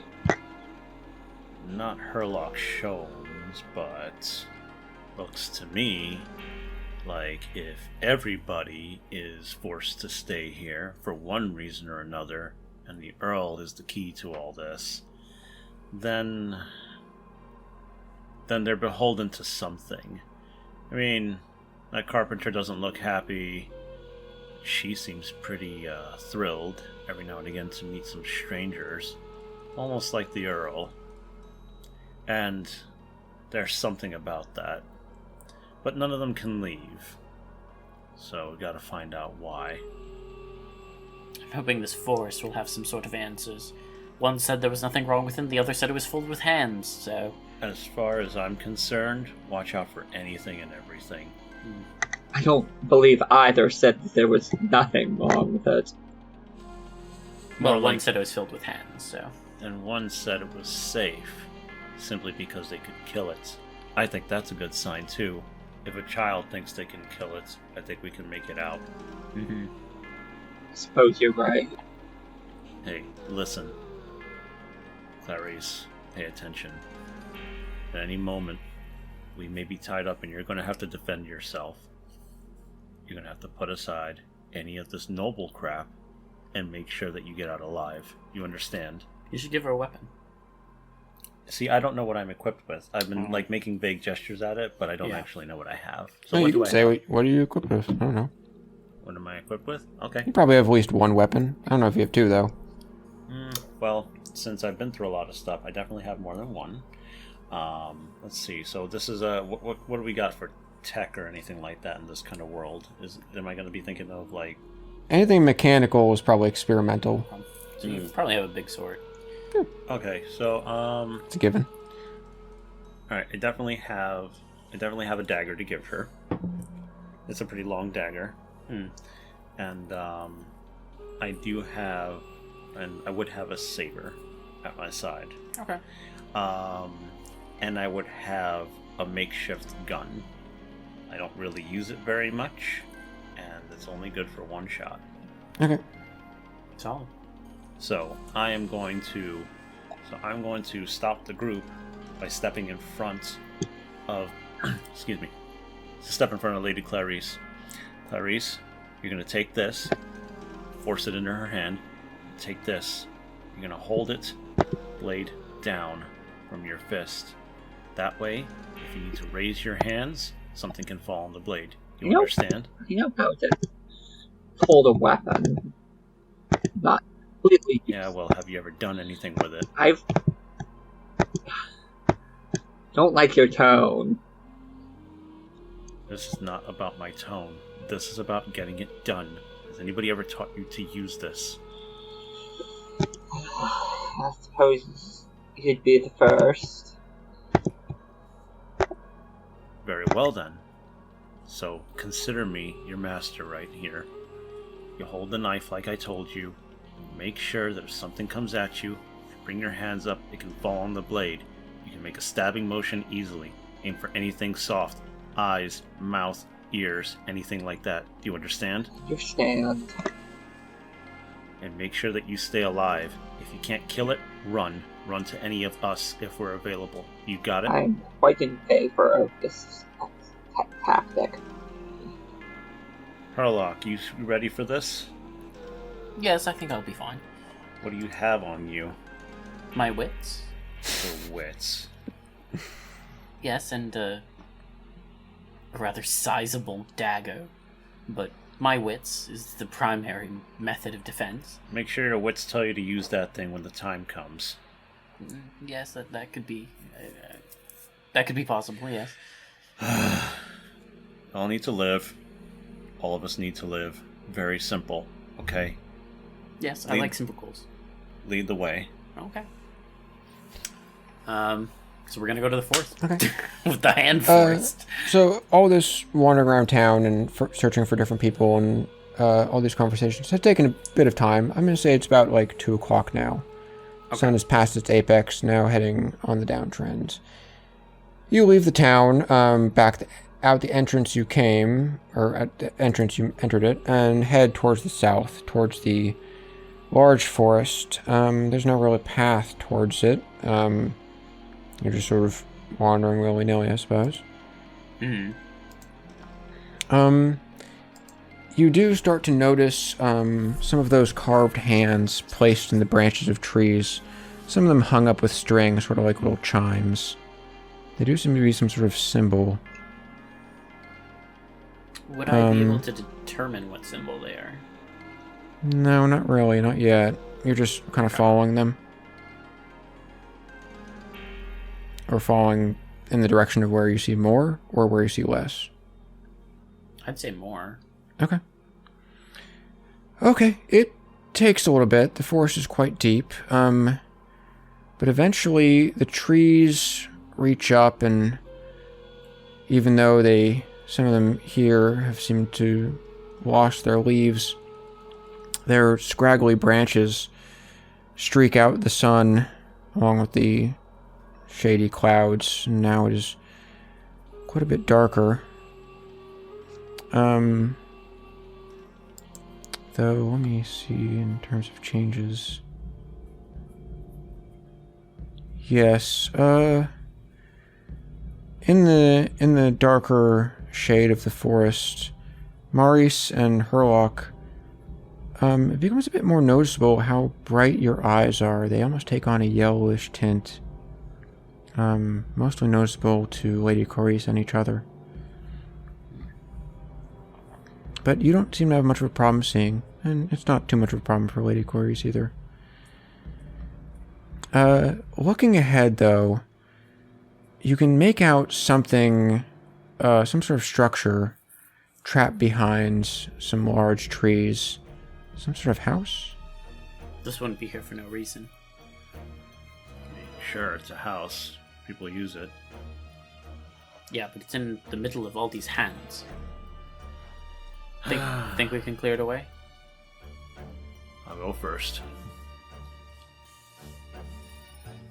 So I approach the house and I try to just survey it a bit, make sure that I find an entrance. Anything that may be in the way, I do my best to circumvent and, make it to the door. As you approach the house, and begin to survey it, there's a terrible creaking sound that comes from above you, and you see one of the large, craggly trees above you reaches down. It's so unnatural, it takes you by surprise. Its branches extending like tendrils, slamming down, and its branches trying to pin you in a cage. Would you have to draw on physical fortitude to endure its crushing force, or physical aptitude to sort of get out of its grasp? Physical aptitude. Okay. Yeah, draw me physical aptitude right now. Okay. What luck. Strength, death, and the devil. Strength is success in physical aptitude. Death is here, though. So you would take a change. Or you can just take the devil and take a change anyway, plus a wish again. I'd say I'd just take strength. Yeah. Okay. Okay. You bound out of the way. In fact, your leg's feeling even springier than usual, but those changes are hardly of concern when there's a tree just trying to attack you. At first you think he was maybe trying to fall on you, but no, now that you've dodged its grasp, you see it is like living and moving, and its branches sink into the earth and sort of clasp up where you just stood a moment ago, crunching together, probably trapping you in a little cage if you'd still been there. The branches now sort of withdraw from the earth and again sort of hang in the air, though now that it's started to move, you can't look at it the same way. It's clearly some sort of force is animating it, and it is against the three of you. You can tell that much. Herlock, Clarice, look out. Okay, you saw that? Clearly someone is playing a hilarious trick on us. I don't care what kind of trick it is. And it's not funny.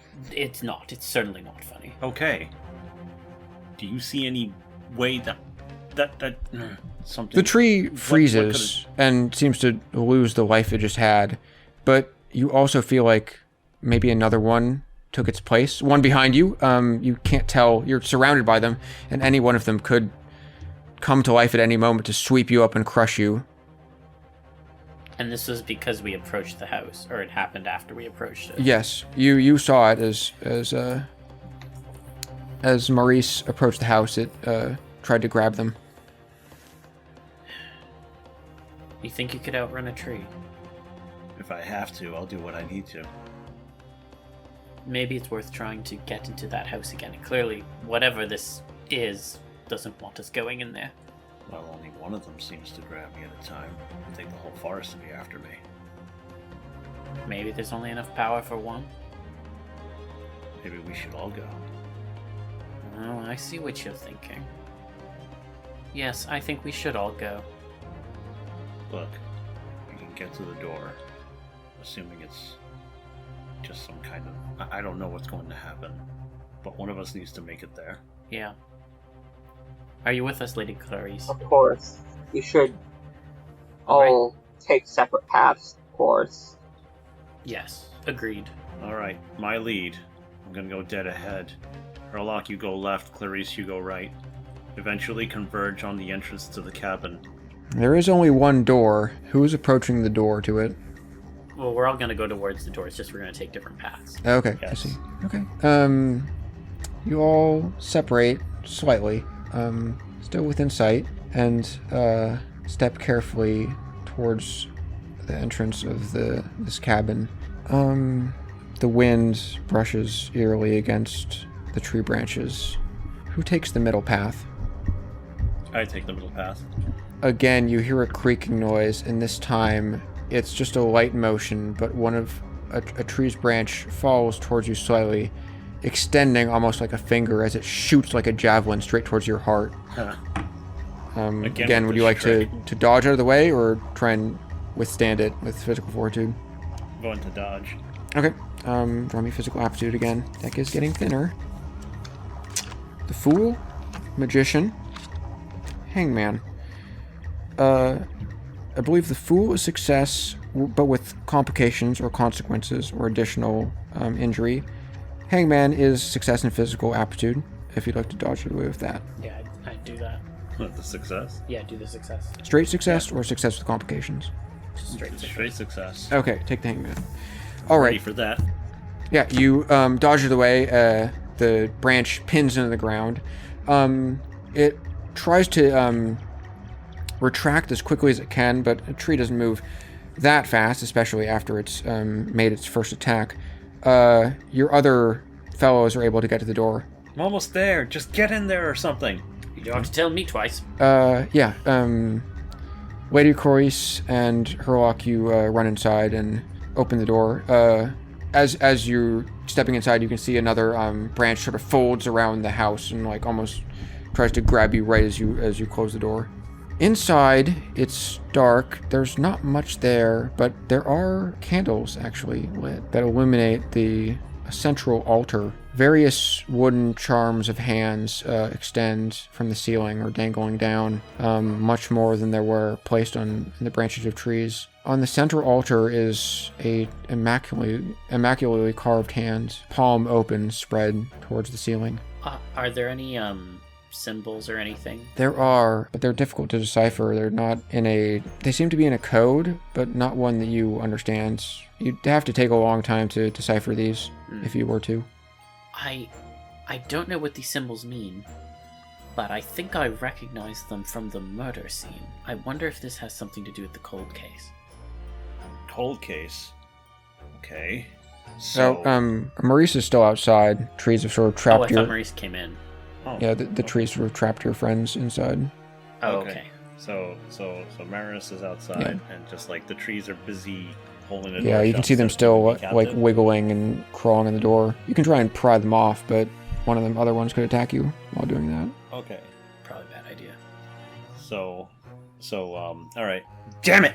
I draw the saber and I try to slash the tree, but to no avail, and I don't want to keep trying to agitate that because I don't know what else it's capable of. And so You can still hear your friends from inside. They're like it's just wooden walls of the cabin. Herlock, Yes. you okay in there? We're okay.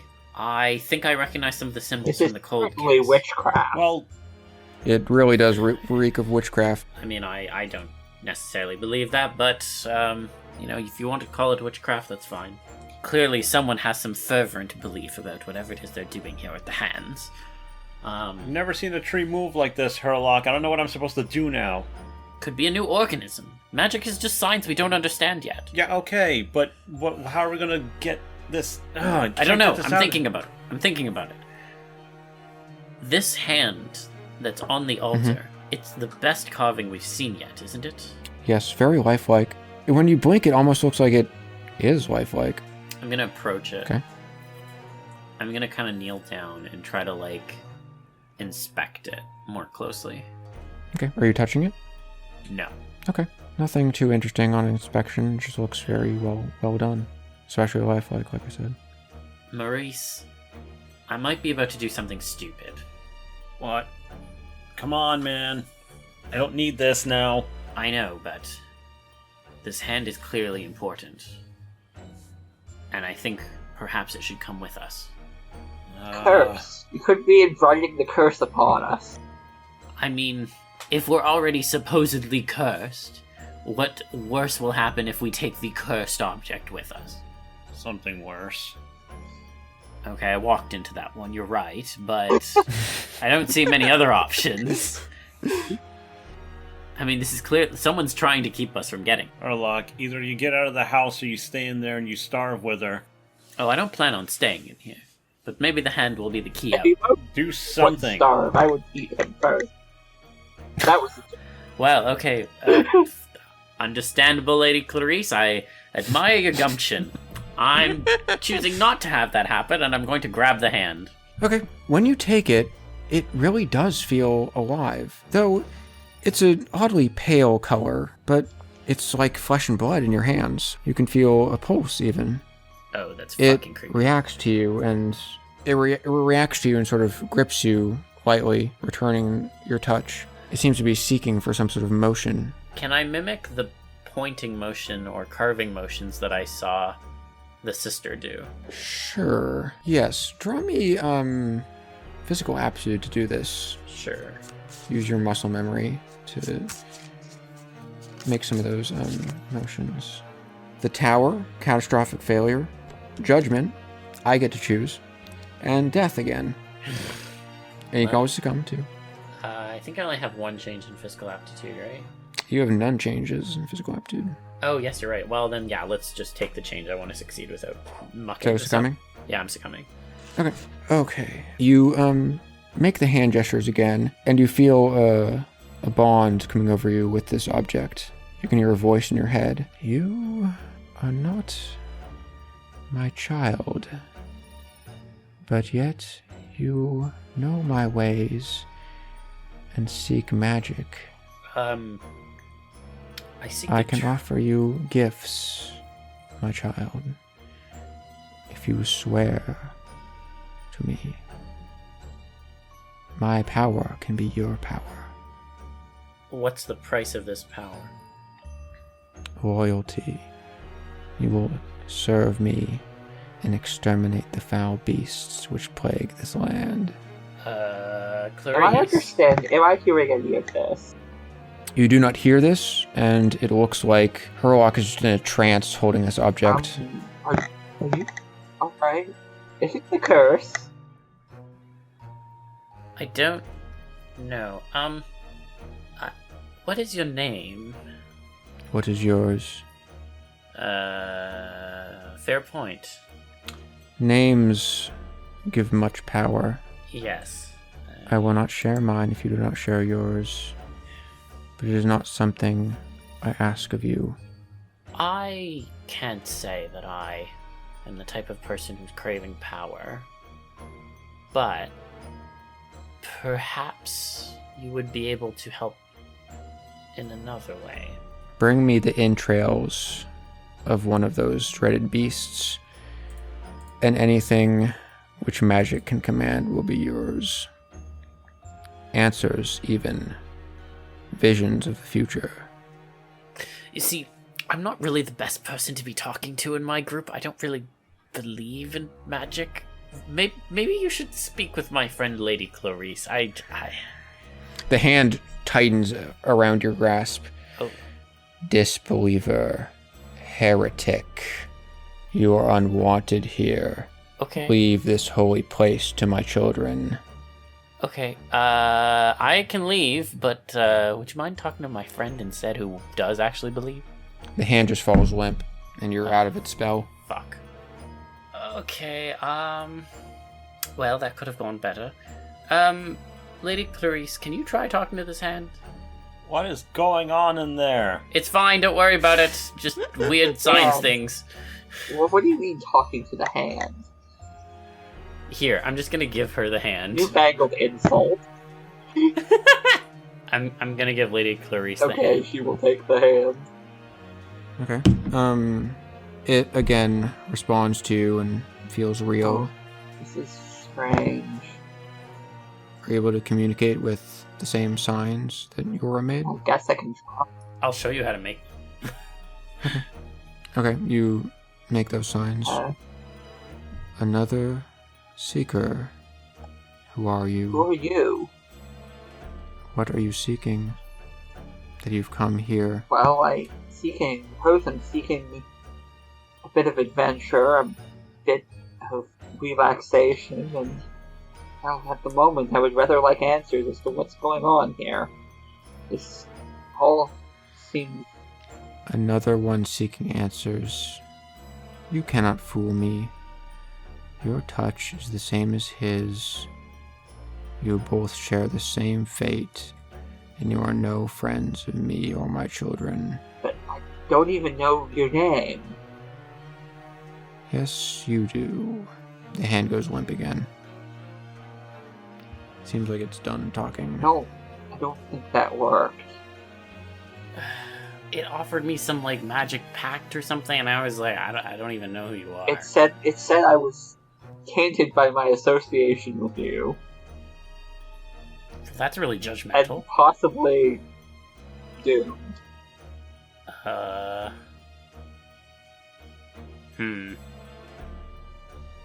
What are you doing in there? We're talking to a hand. You're doing what? It's complicated. Let's make it simple. What do you mean you're talking to a hand? There was a hand here, and it was talking, and now it's not. But I think we should bring it with us regardless. Yeah, well, is it gonna let you out? I don't know. Why don't you just give me that thing? Sure. Tell the hand I'll talk to it. Is there a window in the cabin? No. Can I kick the door down? It's difficult.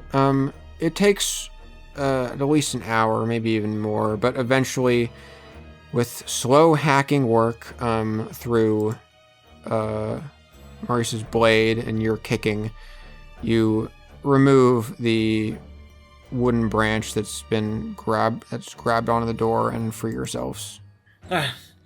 Took a lot of work. Yeah, that took way too fucking long. Sorry.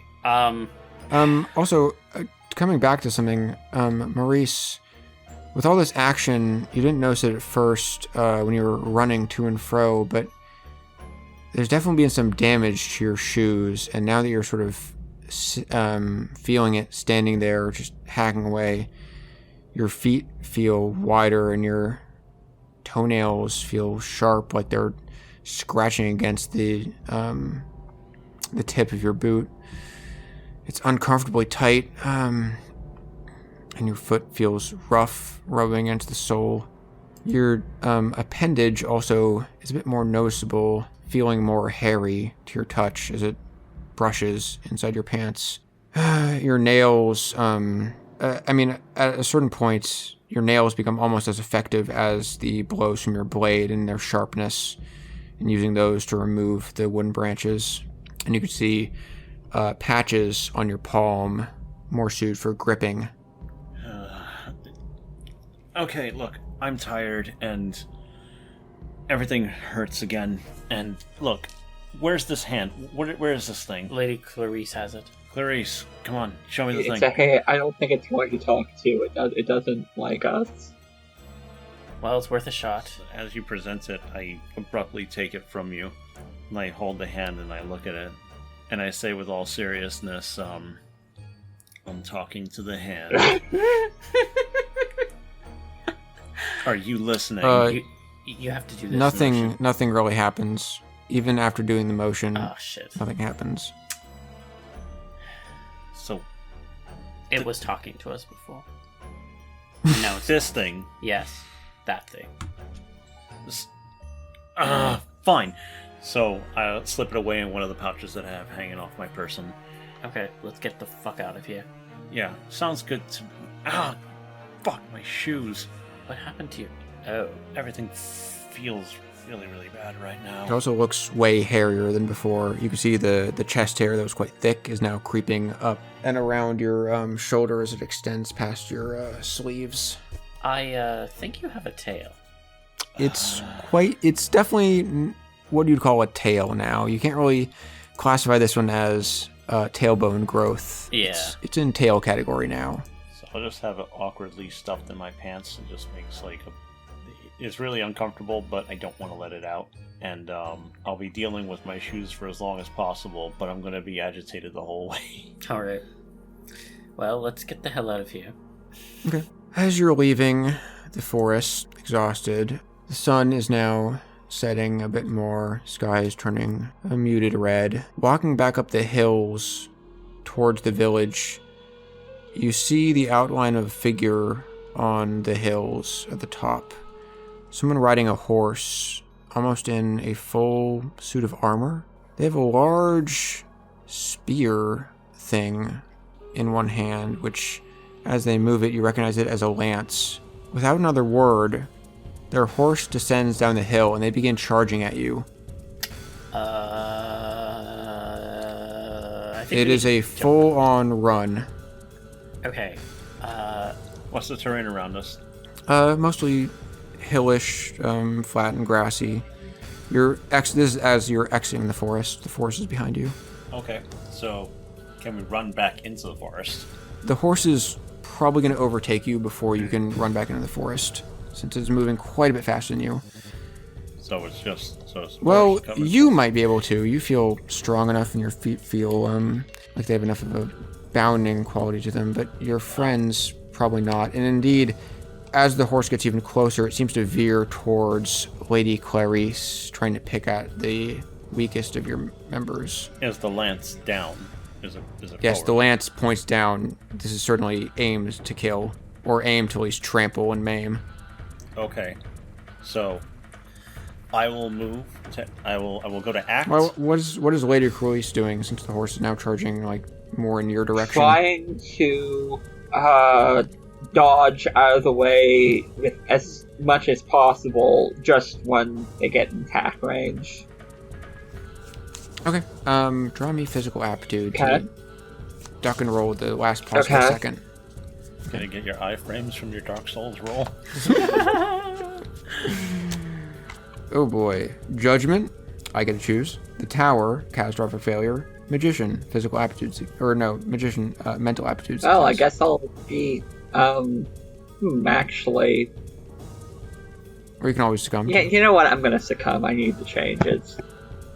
Okay, there you go. Okay, take a change in physical aptitude. Yes, you quickly roll out of the way as the horse tramples past, blurring past Herlock and Maurice. It seems to keep going now that it missed its target and tries to wind its way back up the hill for another go at you. What are the three of you doing while you have time before it makes another charge? So I'm going to ready my saber, and I'm going to try to take a swipe at the front of the horse, cripple the horse to throw the rider off its back. You were able to see that the rider was also quite well armored. In fact, the armor almost looks familiar to you, since you saw parts of it being taken off. Yeah, it's Sir Lawrence. Yeah. So it's time to take down the horse. Yeah, okay.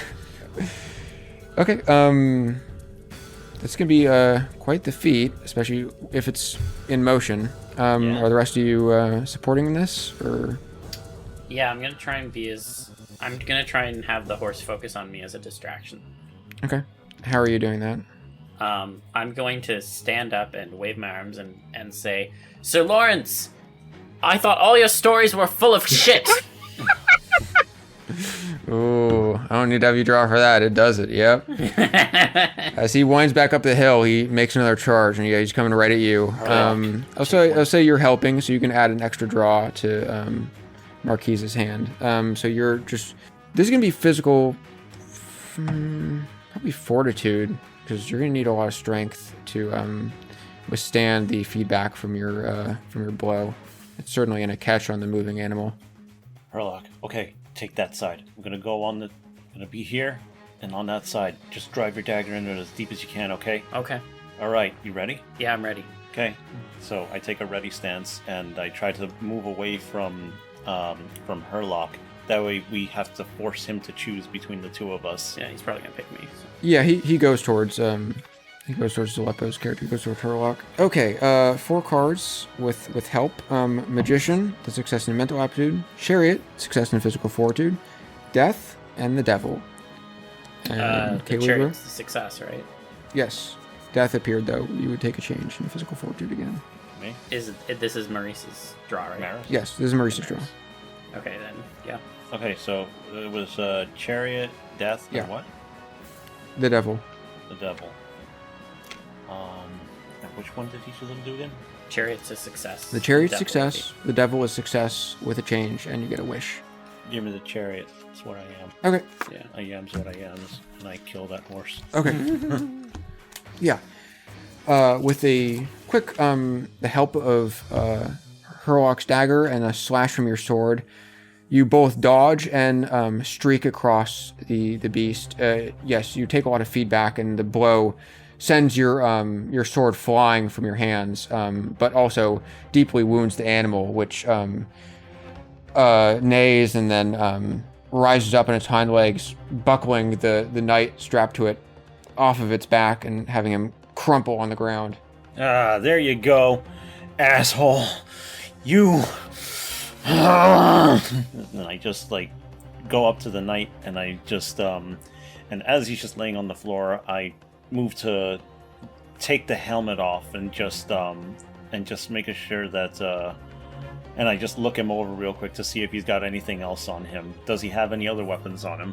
You move with almost incredible speed at this point. It's not just the changes to your feet, just your whole body is stronger, more tense, more ready to pounce on things. So you just bound at the knight and pick him up by the scruff plate of his neck. His neck, which unfortunately is now shaped in a T position as it got crunched from a terrible fall off the horse's back. He's just dead. I'll rip to him, but we're different.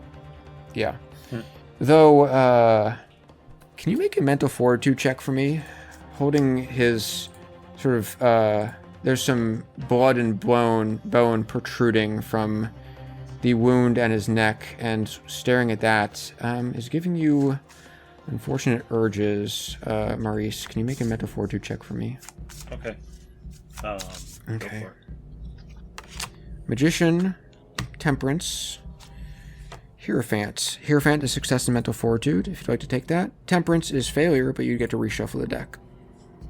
No, do the success. Yeah, I'm doing success. Okay. I like succeeding. Yes, you have the incredible urge that is just... You want to sink your teeth into his flesh and drink his blood and gnaw on his marrow. But you toss him down and get those thoughts away from you. You're human after all. Why would you do those things? So much. Oh, I'm glad you're dead. Oh, fuck. Everybody else okay? Yep. Hate everything. And I take my shoes off, and I just kind of sit there, and I notice that my feet are just completely distorted, and... Your shoes look quite a bit more like paws. It's very noticeable how the way your nails have changed, and your toes are more tightly packed together with an extended foot pad. What the hell? Clarice is going to kneel down by the body take a close look at it and lick the next stump. Lick the would what? you like to just take a change Okay. for this? Any attribute, pick one. Let's see, what do I need? Let's go with physical aptitude. Wait, did you lick the Yeah. neck? Oh my god. Or you take. Wait, do you have now 2 changes in physical aptitude? Oh, I do, yes. I think Yes. you took one just a Yes, second I ago, right? do. I did, okay. Yes. As you do this, your changes happen quite suddenly. It's mostly the same things that happened to Marquise. Though, Maris. I mean, a fine lady such as yourself growing chest hair and body hair is a bit more shocking than it is on a stockily man like Marquise. Maris. You are indeed growing copious patches of fur across your body. Your nails becoming sharper, digging into the dirt as you lick this gaping wound. You also, your tail juts up, moving in 2 stages as it extends from your back and wags almost happily from your tailbone with this nice meal, your feet extending as you arch your back to continue to drink from his blood. You're quite hairy now. Well, Are you, the 2 of you just letting this happen? I mean, So I'm going to get up and I'm going to take her by her shoulder and just kind of yank her away from the body. Clarice, what the hell is wrong with you? What? I saw the look on your face. What do you were mean? going to do the same thing. Yeah, but I didn't. Well, perhaps it's stronger Look at you. stuff than you. As Clarice is pulled away, Clarice, you feel your eyes glow a little bit. You recognize there's these changes happening to your body, but you can suppress them for now. Though, looking at the sky, not for too long. Do you revert them? Okay, you leave your body changed as it is, incredibly hairy with dark claws and paws on your feet. alright, so, mea culpa. Clearly there's some magic going on. I think I missed a physical aptitude change from Herlock earlier. Yeah, I think I only have one. You only have one, so you just have sharper teeth, a small protrusion from the tailbone, but still very noticeable to you since you know your friends have become much longer since then. Yeah, so mea culpa. Clearly there's something magical going on, which is just science that I don't understand yet, but I'm going to put that aside for a second. I think we need to go kill the Earl. Yes. And I think you two probably could do it at this point. So let's just go kill him. Yeah, well, now it looks like we could have cavalrymen after us. Well, let's get to him before they get to us. Go get your weapon. And Clarice, get a hold of yourself. You can let it go when we find the Earl. You know what I mean. Don't make me get your entrails as part of that bargain. I don't like the sound of that. Well, I don't really know that anyway. I didn't hear the hand. Yeah, that's fair. But you know, I'm certainly feeling it. Yeah.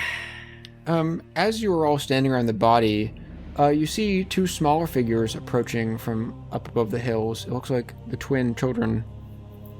Oh, God. Yes, hello. What's this?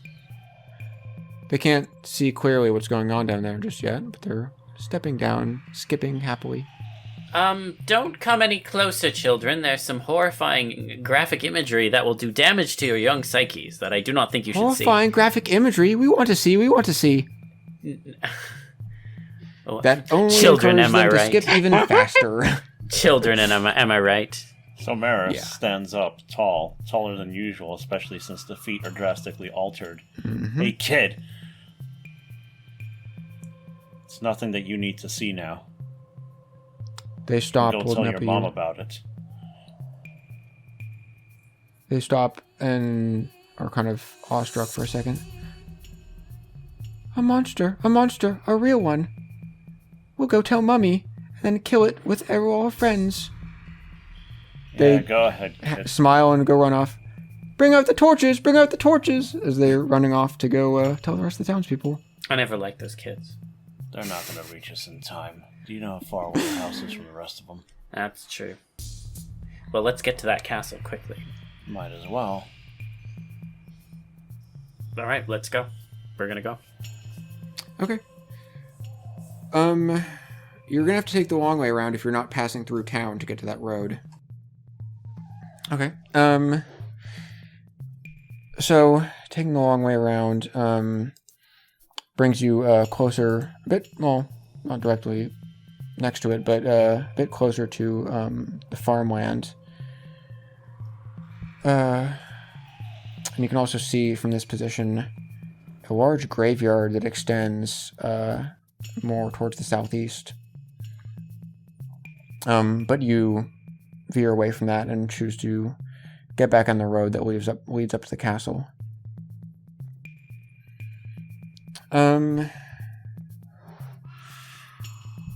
It is getting darker now.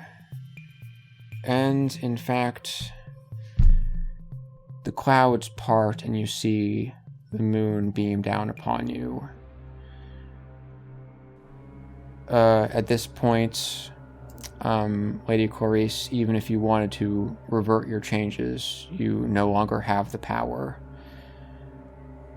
In fact, you feel much more willing to revel in your changes and strip the clothes from your body. All of you do. What changes you do have are more enhanced and become more pronounced, at least to your own feelings. I'm gonna have all of you take 2 more changes, any attributes you choose. Okay. I think I'm at 1 in everything. Yeah, you are. I think so. Yes. Okay. All right. Well, no, actually. No, there should be something in physical aptitude. I know I just took that. Yeah, you're at 1 in everything. Oh wait, no, you're at 2 in mental fortitude, I believe, and 1 in everything else. Oh, okay. Then I'll take 1 in mental aptitude and 1 in physical fortitude. Okay. I guess we'll go through each change in turn. So, Herlock, you feel your strength and speed is improving as much as your friends. Able to move faster, run faster, but with it comes additional cost. You're much more hungry. You haven't eaten yet today, have you? The thought of flesh really gets that drool going. Too bad you passed up on that night. He would have been tasty. Also, while talking, those rolling of the words becomes a bit harder to manage under the light of the full moon. Your words are much more bestial, rough, growling. You can only really keep your teeth together. The thought of hunting after the Earl is exactly what it is. This is a hunt, and these are your pack mates you're chasing with them. Also, most noticeable, your ears are moving, becoming a bit more pointed and creeping up towards the top of your head. Hairy and wolf-like.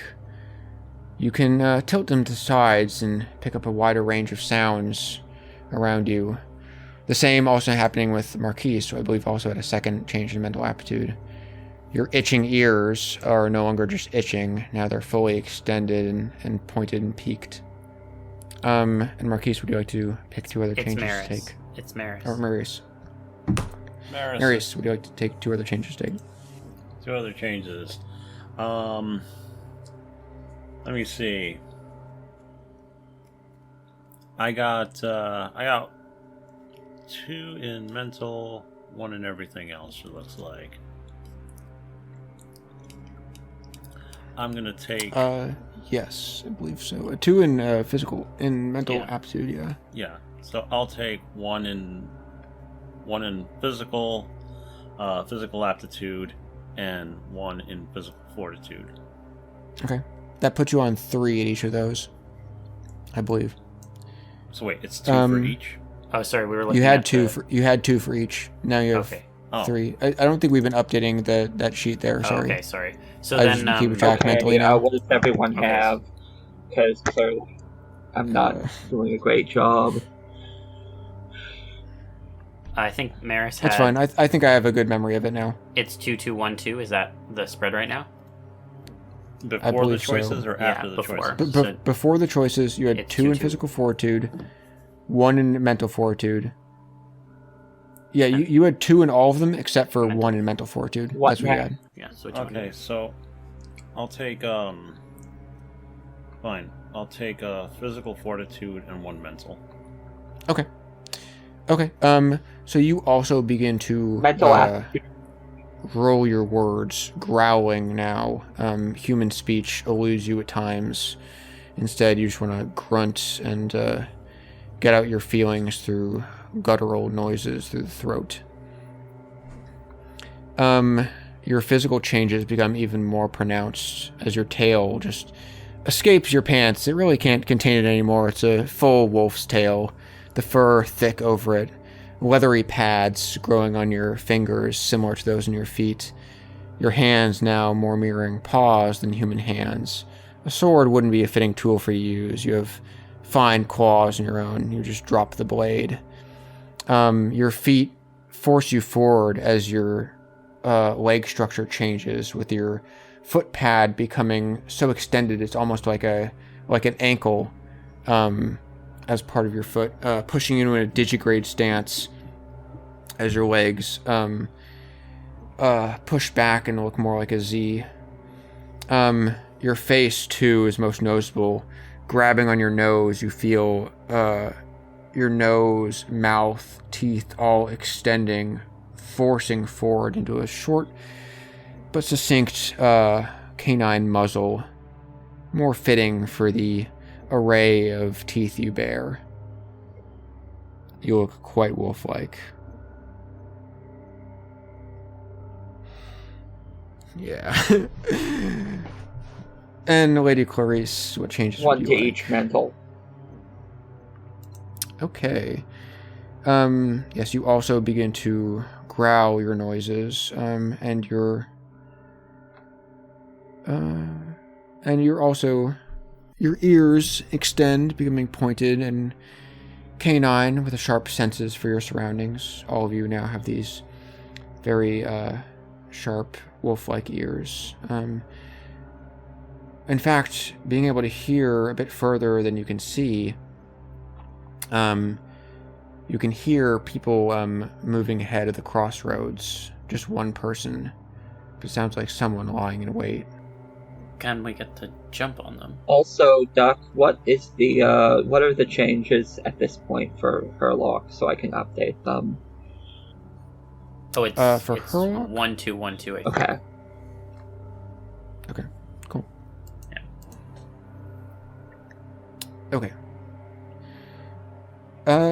You think you probably could get the jump on them, but one of you will have to probably be bait. If all 3 of you move at once, it's gonna look too suspicious. I can be the bait.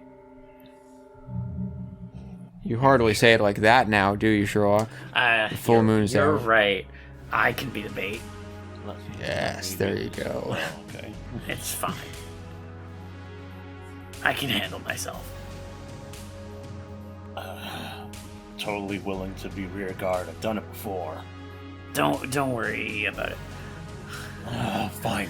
Okay, so now we're gonna go. We're going to kill this guy, right? Yes, first this guy, and then the Earl. So tired. Okay, I'm gonna go be the bait. Okay. The 2 of you sneaking around back. I guess we'll come back to you in a second. So, approaching the crossroads normally, how do you try and hold yourself? You can see there's a figure, or you can't really see it too well, but you can hear it clearly. Someone breathing behind one of the trees at the side of the crossroads. So I'm wearing my hat to try and cover my ears. My mouth is going to be completely shut, and I'm just going to walk casually down the street while keeping an eye on the person behind the tree, because I know they're going to jump out at me. So. Okay. You walk casually, but instead of jumping out at you, the person behind the tree actually backs up, and you see they raise up a instrument with a loaded bolt you recognize as a crossbow. Oh. You do have an advantage here because you were prepared for some sort of encounter, but you'd likely only be able to dodge. Yeah, that's fine. I'll dodge. Okay. Physical aptitude. Magician, temperance, the devil, moon. Temperance is failure, but you reshuffle. The devil is success with change, and the moon is you get a random card from the bottom and have to use it. You always come to.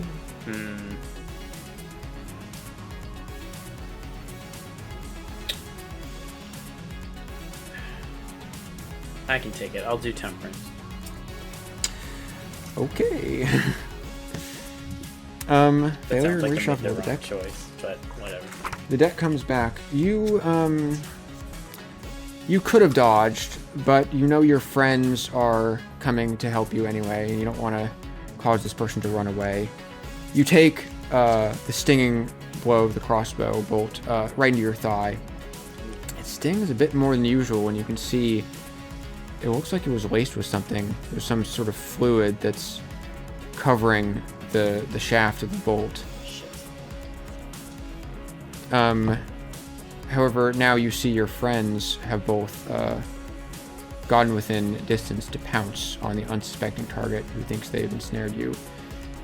Revealing themselves and coming a bit closer, it's Lady Odile, now laughing hauntily.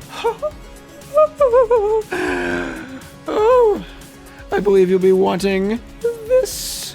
She withdraws something from her coat pocket. You can see she's holding a small vial.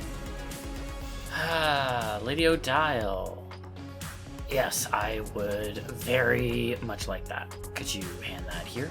Your antidote? Yes. I'm so skilled in all manner of poisoning. You probably barely even noticed the sting. But you will in just a few hours' time. First your legs, you won't be able to move them, and then your arms, and then your heart stops, and that's about the end of it. That's cool. Can you give me the antidote? I believe there were 2 others. Now, 2 is more than 1, so if you give me where your 2 friends are, I'll let you go. So I'm creeping up on. You can easily see your 2 friends stalking in the bushes right behind her. Yeah. However, that antidote bottle looks kind of fragile. Yeah. And even your friends can tell that. If they pounce now, there's a good chance they might shatter it. Okay. Give it to me and then I'll tell you. Do you take me to be a fool? No, of course not. Fine, put it back in your pocket then. I'm not helping you.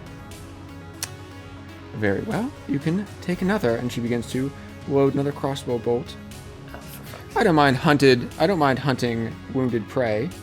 I'll drag you back one way or another. Did she put the antidote back in her pocket then? Oh yeah, it's on the front of her though. Okay, so I have a plan. So, the race. Make yourself known. Some noise, run that direction into the woods. Very well. I guess I will run off in the direction specified. Yeah. Okay. Make yourself known. Almost immediately she whips around, and with the now loaded bolt, she says, "What's that?" And then takes a sort of glancing shot at Clarice, scurrying off. Clarice, I also want you to draw a physical aptitude, though you can take an extra card because this is sort of a off the hip shot. She's getting at you, very sudden. And now we have all the cards back. Yes, all the cards are back. Do it. The Fool, success with consequences. The Moon, you get a random redraw. Chariot, physical aptitude success. And Hierophants. Mental fortitude success. Or no, physical fortitude success again. So you could take success with complications or take a chance with the moon. But wait, isn't chariot a success? No, that's physical fortitude. I think I'm just gonna succumb. Okay. Would you like to do this epic style? I'm sorry. Would you like to do this in a cool way? Sure. Okay. Yeah, this is kind of an off-the-hip shot, so it goes wildly off course as you swipe to the side, but your instincts at flying objects just get the better of you, and as the bolt begins to slow down, you jump up, and with your face extending out, pushing forward with sharpened teeth filling the space of muzzle, you jump up and grab the bolt in your teeth, crushing it. Maybe not the safest thing to do with a poison-tipped arrow, but you spit it out. It just felt good to fetch something. Your feet are now much more suited to leaping like that, as they're extended into these long paw pads with digigrade stance. Your tail wagging happily as you did a good job. Love that. Oh my! Lady Odile is taken aback a little bit. But she's not so taken aback that she's not trying to load another bolt, though this is a chance for the two of you.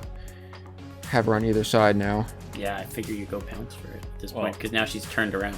I was thinking that she's turned around with her back towards Herlock. Herlock. Yeah, so the idea was to have Clarice run into the woods to have her give chase. Does the woman give chase? No. She seems like she's happy with her position next to the cover. If you knock her over, she won't fall on the thing anymore. So then, since she's focused, and since I seem to have that kind of speed, totally. Yeah, so I will take her from the blind side, and I will, let me see, how do I want to do this? I think it's not even a question of your physical ability. You easily can overtake her now. It's more a question of can you mentally restrain yourself from ripping her throat out and just making a mess that might shatter the vial. So I'd have you draw mental fortitude for this. Mental fortitude. Okay. Does that sound fair? Sure. Okay. Okay. The Devil. Empress. Chariot. Empress is success in mental aptitude. The Devil is success with a change and a wish. And the Chariot is success in physical fortitude. So none of these are success except for the Devil. Chariot is. Succumb and take a change. No, Chariot is because it's his face card. This is mental fortitude. Oh, Chariot is your face card. Yes, you can use Chariot. Yes. I told you I was bad at this. Perfect. It's okay. So use Chariot. Yeah, that's your face card, so you can really have the say of how you do this. But you're mentally sound. You're able to control your emotions and control your actions perfectly. Yeah. So I am going to blindside her. I'm going to very viciously just squeeze her forearm and pull it skyward, so to make sure that the bolt doesn't go anywhere near somebody else. And I'm going to grip the crook of her other elbow, to make sure that she cannot move. And I'm going to make sure that she knows she's restrained. Hey, you want to stop shooting at my friends now? Give the vial now! She's screaming. Her hands are kind of occupied, holding the crossbow. She can't really move them to. I can go up and grab it though. Yeah, you just go up and take it from her? Yeah, I'll take it from her. Okay. Yeah, you reach into her coat pocket and grab it. What do you want to do with her? You can kill her if you want. Hey, lady. What's your deal? I won't tell you anything. Are you working if I tell for you the anything, Earl? will you let me live? If I tell you everything, will you let me live? Yeah, I think that's fair. I'm going to keep my claws on you. Let me get a safe distance away. Everything. Got it? No, you tell us now. The Earl. He said to hunt you. he said whichever one of the three of us can kill you before the curse overtakes you, he'd give us a reward, our own title, a part of the castle, anything we wanted. I got a better deal for you. If you want a title, we can give that to you instead. Oh, but I don't think you're really nobility. Doesn't not matter. anymore. Nothing matters. You're dead. It's all the same. So now, you want to be Earl? All you have to do is -1 Earl. Oh, that seems... Yes, I think I get what you're picking up. I'm picking up what Shut you're... up. Putting Shut down, yes. up. Okay, she shuts up. You're gonna drop the crossbow. She drops the crossbow. You're gonna do exactly what we tell you. She's ready to do exactly what you tell her. And more than anything, you're going to walk in front of us.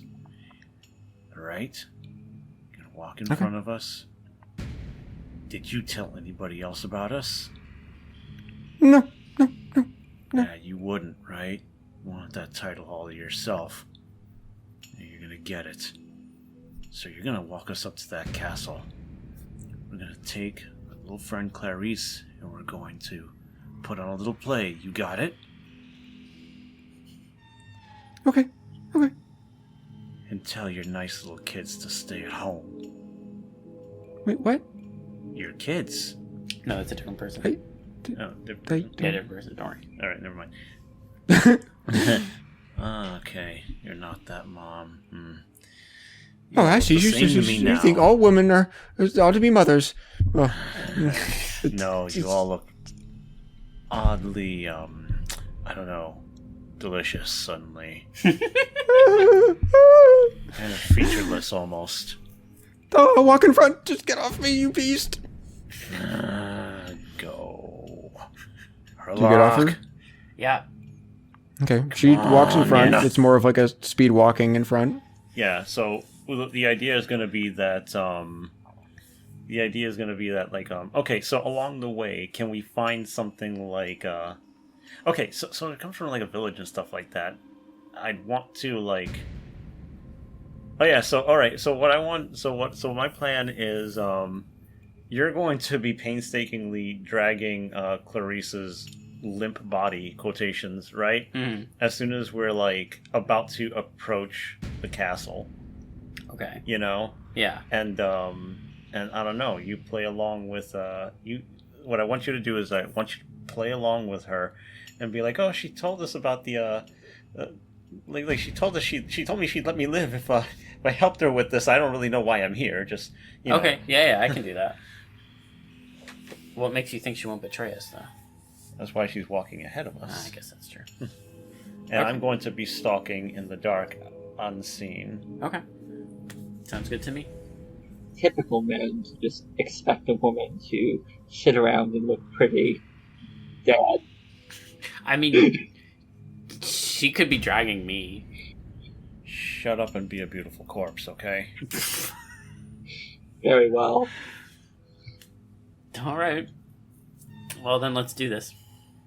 As you are walking through the darkness, all of you can see and hear quite clearly many more footsteps moving from the town out towards the crossroads and spreading out from there.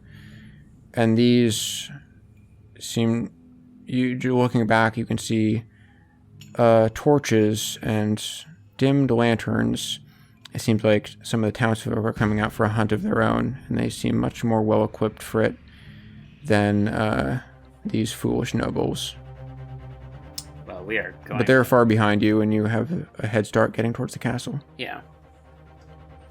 Okay. So yeah, we approach in that fashion, as described. I'll be dragging Clarice. Approaching through the front gate, Lady Odile just says, Earl, I've come back and I've brought... As she's looking back to sort of confirm what she should be able to say. It's two. She's gone one, and then I'm dragging the other, so... Right. Lady Odile is walking in front of you, though, right? Yes. Yes.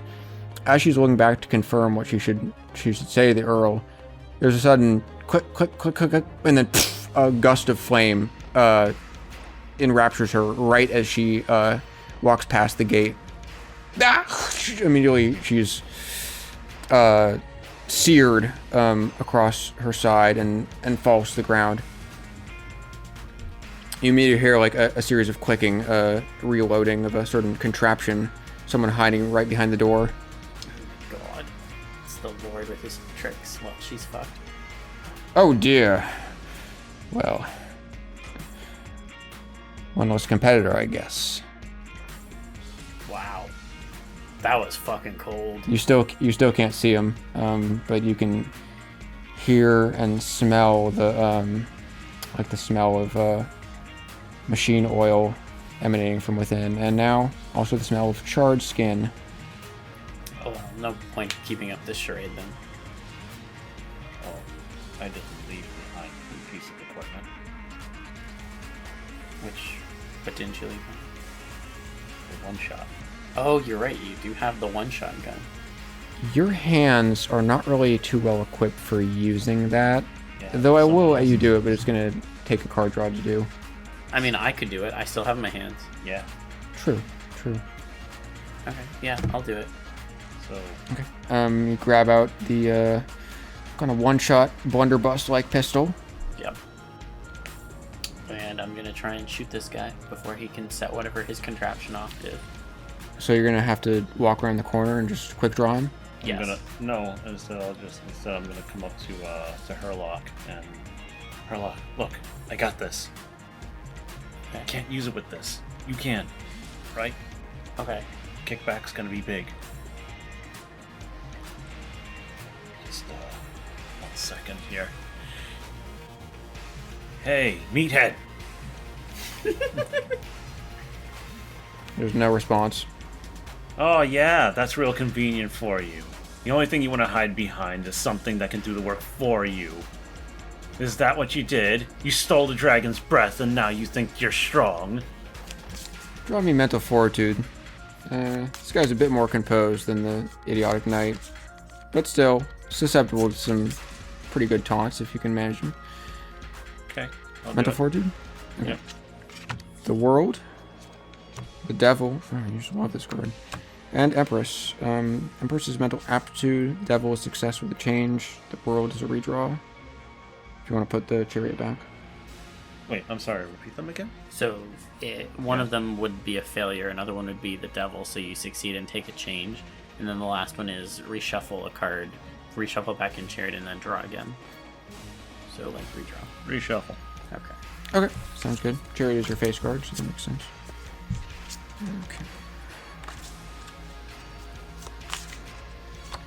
Okay. The moon, judgment, and the sun. The sun is success. Judgment is the GM chooses, and the moon is a random card from the bottom. Son. Yeah, I'll take the sun. Okay. Done. Okay. Yeah. You're able to prod this guy enough. So what? Strong enough to beat you and roast you into a nice meal. Yeah, that's fine. At least you get to eat what you kill, right? Come on, earn that title. You wanted to kill this little I peasant. wouldn't dare, you're a dirty creature. Nasty thing. But you don't like fire, do you? And silver much less. You know what this machine is made of? I don't know, your ego? Shut up. Come, I'll hand it to you. Hand it right off to you. Take it by the hands. See if you can withstand it. That should be fun. Sure. Walk right See in. what you got, kid? Will he reveal himself so I can shoot him? He's still not revealing himself, but he just seems more agitated, more ready to pull the trigger. Well, you'll have to step out from behind there if you're going to actually want us to grab it. Grab it. I'm feeling quite comfortable inside. Coward. Well then, you know what else I think? There's more than one way into the castle, and you only had time to equip one entrance with that. I mean, look at the craftsmanship on it. Admirable. But hardly time efficient. I think you're a waste of time anyway. Now There let's go are then. windows, but they are quite high up. Though you do have claws, that you might be able to quickly scrabble your way up to a window if you want to try the difficult method. You can call me Knuckles. Let's go. Go for it. So yeah, I will begin to scale the wall. Like, I don't need your stupid door anyway. I'll say that's another physical aptitude success. You are at 3 though, so be careful if death appears. Chariot, that's your face card. High Priestess, and Hierophant. You could take your face card then. Yeah. Yep, chariot. Okay. Perfect. Yeah, with I wouldn't call it grace, but bestial energy, you scrabble up the wall, bursting through the nearest window, and the landing sort of tripod pounced on the ground inside. Immediately, God, what's this guy's name again? It's been a while. Immediately, Lord Malibron fires a gust from his staff at you, but now you're inside and you're a distance away. It nearly just singes your tail. The others have a chance to get to the doorway. Yeah, I was waiting for that. After he fires, Okay. I go in and shoot him. Okay. Give me a physical aptitude check again. Sure.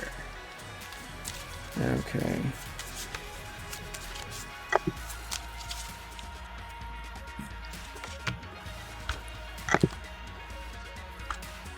The Lovers, physical fortitude. Devil, again, success, take a change and gain a wish. And the Star, which is mental aptitude. So Devil is success here, or you can succumb, take a change either way. Well, I guess I'll take the devil because then I get a wish. Okay. Any wish you want to use right now? You probably know what change this will be. Actually, no. I want this one to be.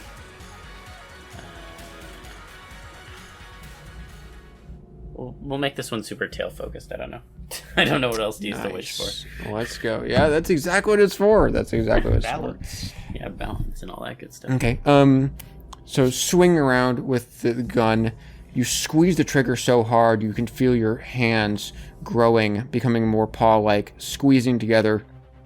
The trigger squeezes just as you crush the gun with your hands. It blasts out before shattering apart, blasting right into his abdomen and ripping through his nobleman's clothes and scattering against the staff he's carrying. Immediately there's a lot of pushback from the gun as it blows you back, but you're sort of steadied as you scrape against the ground and pick yourself back up. Rising, you can feel the growth from your back pushing against the floor, your tail reaching its full length, getting thicker, swaying back and forth, sort of curving up from your spine. Now, more than just a nub, it's really an extension of your spine. Helps keep you balanced, keep you steady. Is that good? Yeah, sounds good to Okay. me. Let's get this one. Okay.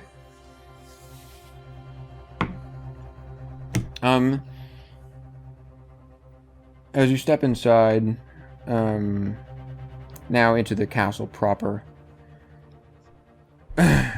you see the door to the banquet rooms left ajar, and all of you can smell something from within, something powerful, something furred and animalistic, just like you, but different in a way. It compels you to come closer. Do you? Yeah, I mean, All of you feel like you were able to resist if you wish. I mean, it's probably him, so Okay. let's go for it. Now we have You enter the banquet hall. Are you still doing the thing with carrying? Yeah. Sorry, Oh no, we're not. Are you we're still- not. you're not doing the carrying, Lady Catherine. Well, Wait, Clarice, I would Clarice, hope sorry. has gotten Yeah. up and Yes. followed us, or unless she's hanging around outside. I don't know. Oh, anything you want to do with the noble with the shot through his abdomen? I mean, I'm gonna take his staff. Okay. Oh wait, it's made of You silver. grab- No. Sorry. I'm You not grab gonna the take- staff and nope, too late. I will say you touch the staff and just the small touch of it singes your fingers. That was not a good idea. Okay, yeah. We're gonna put that down. Yeah, we're not going to do that Fucking then. bullshit. Let's just go in. I'm It's fine. tempted, but I will refrain from that for now. Okay.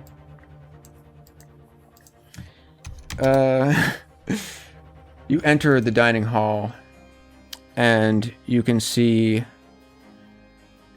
not really the Earl. This creature is much different from the Earl.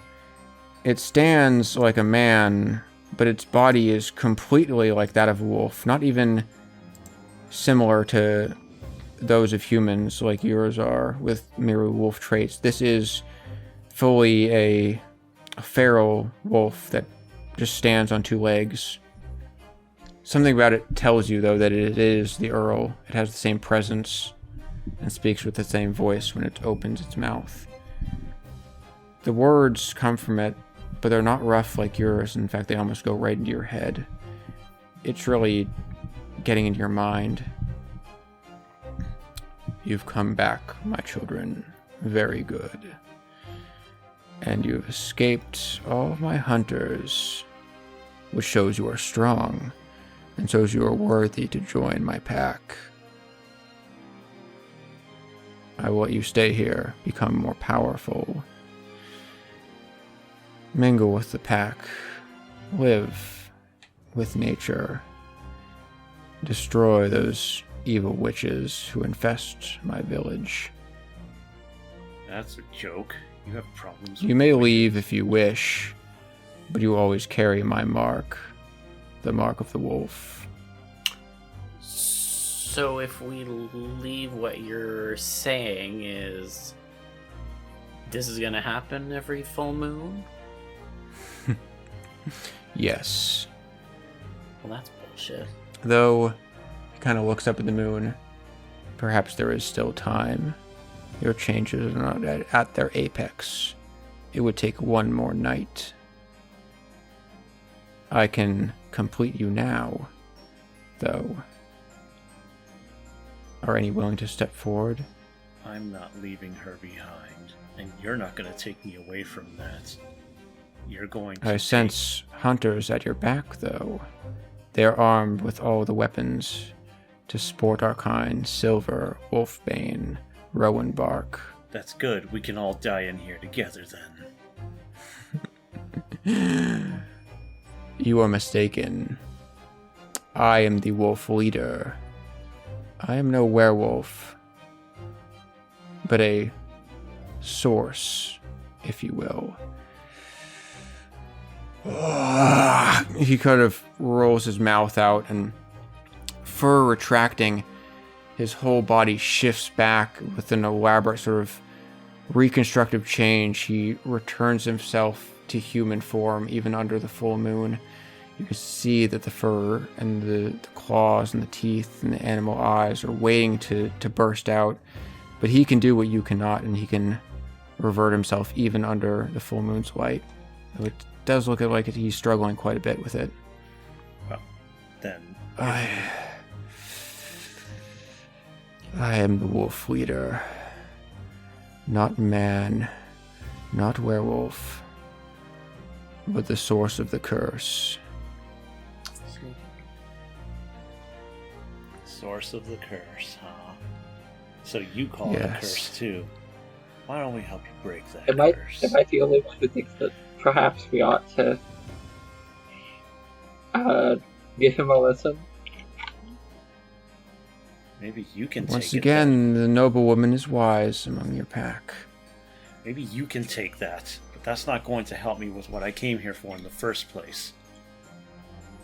Herlock, that's not going to help your case either, is it? No, it's not. This whole nature business is not our purpose. Yes, but you see that there are two forces here, don't you, dear detective? Yes. My side is merely one.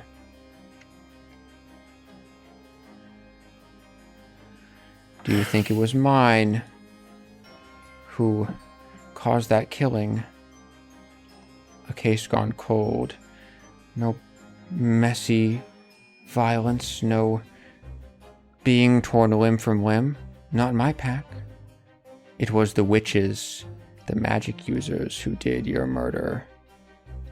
I am against them, and joining in me, you can have the power to overcome them.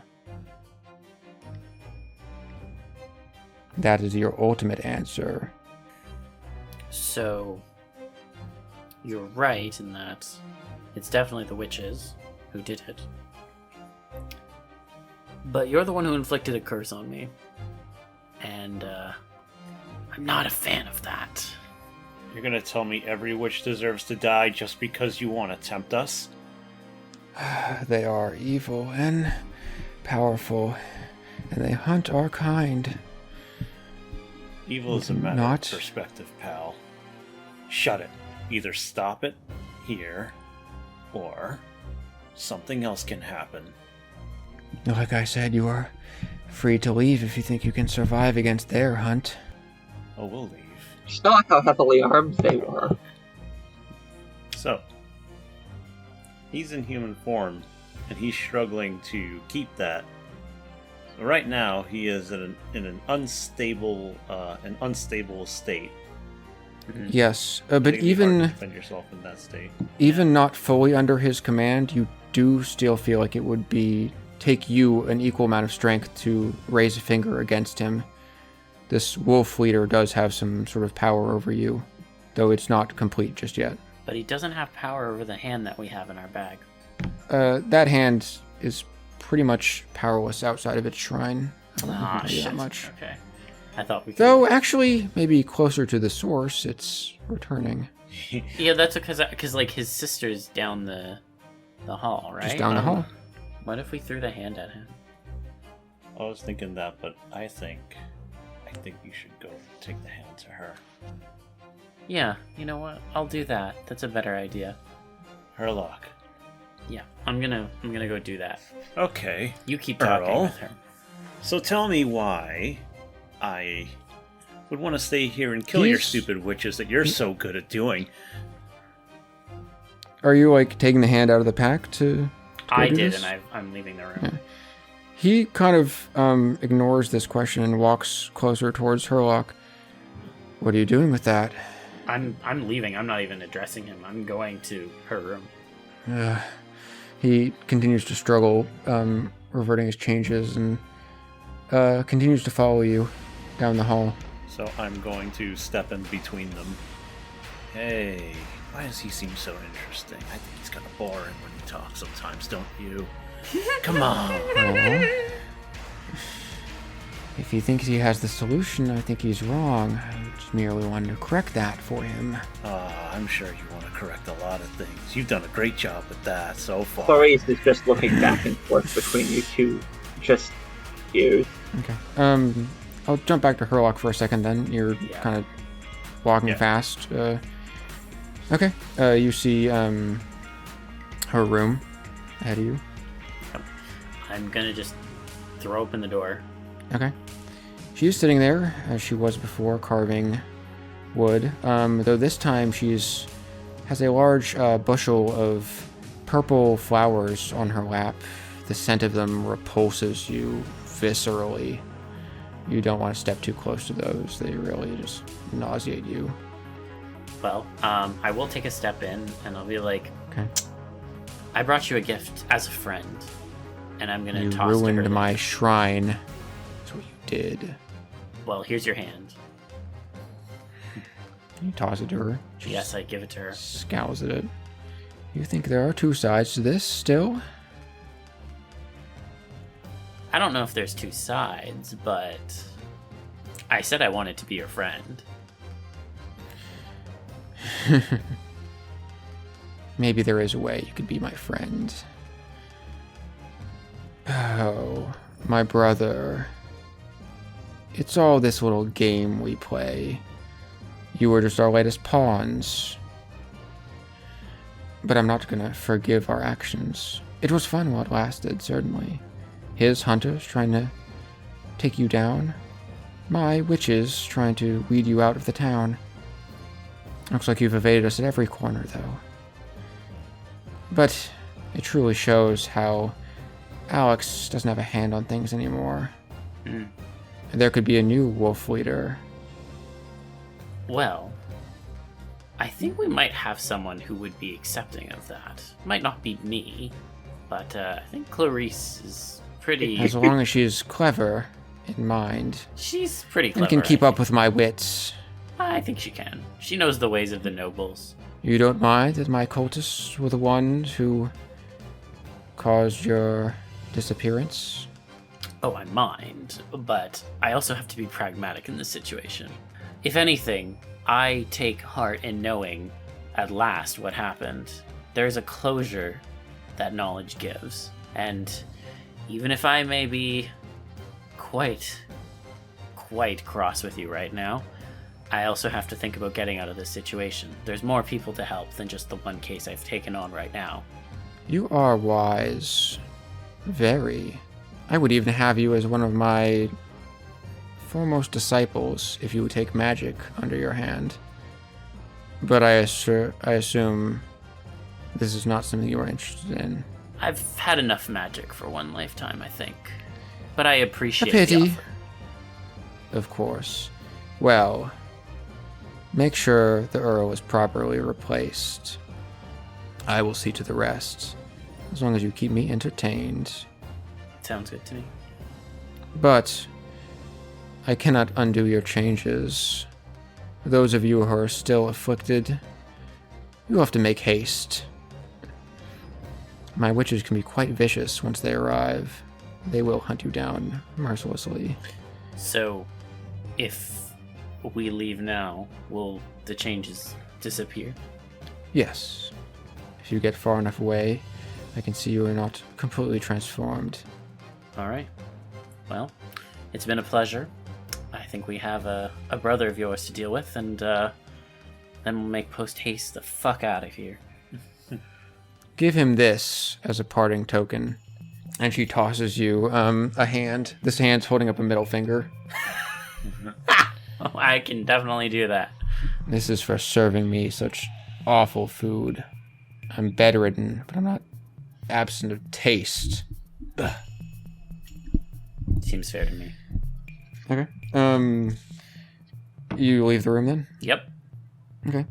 Down the hall, you can still see the wolf leader. The Earl is walking slowly and being blocked every way by Maurice. I'm just gonna shout out, hey Clarice, you want to be the new wolf leader? Do you want to be the new wolf leader? I have ears that can pick up at that? They do. Oh yeah, totally. Kill. I'm just gonna point and say kill. I'm gonna try to do that if I can. I'm getting you to draw 2 consecutive mental fortitude draws. Yeah. This goes against all your instincts, but you do have the help of your packmate in giving you this order, so I will let you draw 1 extra card for both. Okay, for the first one, the Moon, Wheel of Fortune, Empress, and Magician. And Wheel of Fortune is my rising. Wait, no, it's not. It's my crap. It's my falling card. Okay, then you don't get the Moon. In which case, you'd have to succumb to succeed on this one if you want. Wait. Okay. What was one of them the Magician? That's my face card. I'll take that. Oh, just use that then. Oh yeah, there you go. Okay. Use the Magician. Yeah, you succeed on that. You step closer, sort of penetrating the illusion of power the wolf leader has over you. You are able to touch him. If you're able to touch him, certainly you can harm him. Certainly you can draw blood from him. After all, he has the visage of just a man. And once he realizes this, it's too late for him to transform back into the more intimidating figure he had. Your instincts are stronger. Your instinct to hunt, your hunger is stronger than your instinct to protect him. And your second draw, the Lovers, Strength, Empress, the Tower. I believe the Lovers... No, the success in physical fortitude. Oh, once again, none of these are success in mental fortitude, but you could succumb. This seems like a very good time to succumb. Yeah. Okay. Okay. Yeah, you take the third change in mental fortitude. There's something holding you back. It's not any emotion, but you're just not comfortable standing like this. That is, standing. You drop on all fours. There you go. Much more natural. Much more ready to pounce. And with that, you leap upon him. And what do you do to him? Tear him to shreds. Okay, yeah. Grabbing at his throat with your teeth before he can transform back into his more formidable form, you rip his head apart, and with multiple shakes like a dog, tearing at his chew toy, his head just kind of flings to the side, knocking against one of the stone walls. Blood spurting everywhere. It's messy, just like Yora said. This kill is not clean or precise. You eviscerate him, in no uncertain words. And sort of by eating his flesh, you can feel his strength and power flowing into you. Your body becomes even more wolf-like, almost the epitome of a wolf-like form, losing all traces of humanity as you rise like a wolf leader, just a feral wolf that stands on two legs and speaks with a human tongue. Is all that remains when you rise again and his body is no more, and scraps.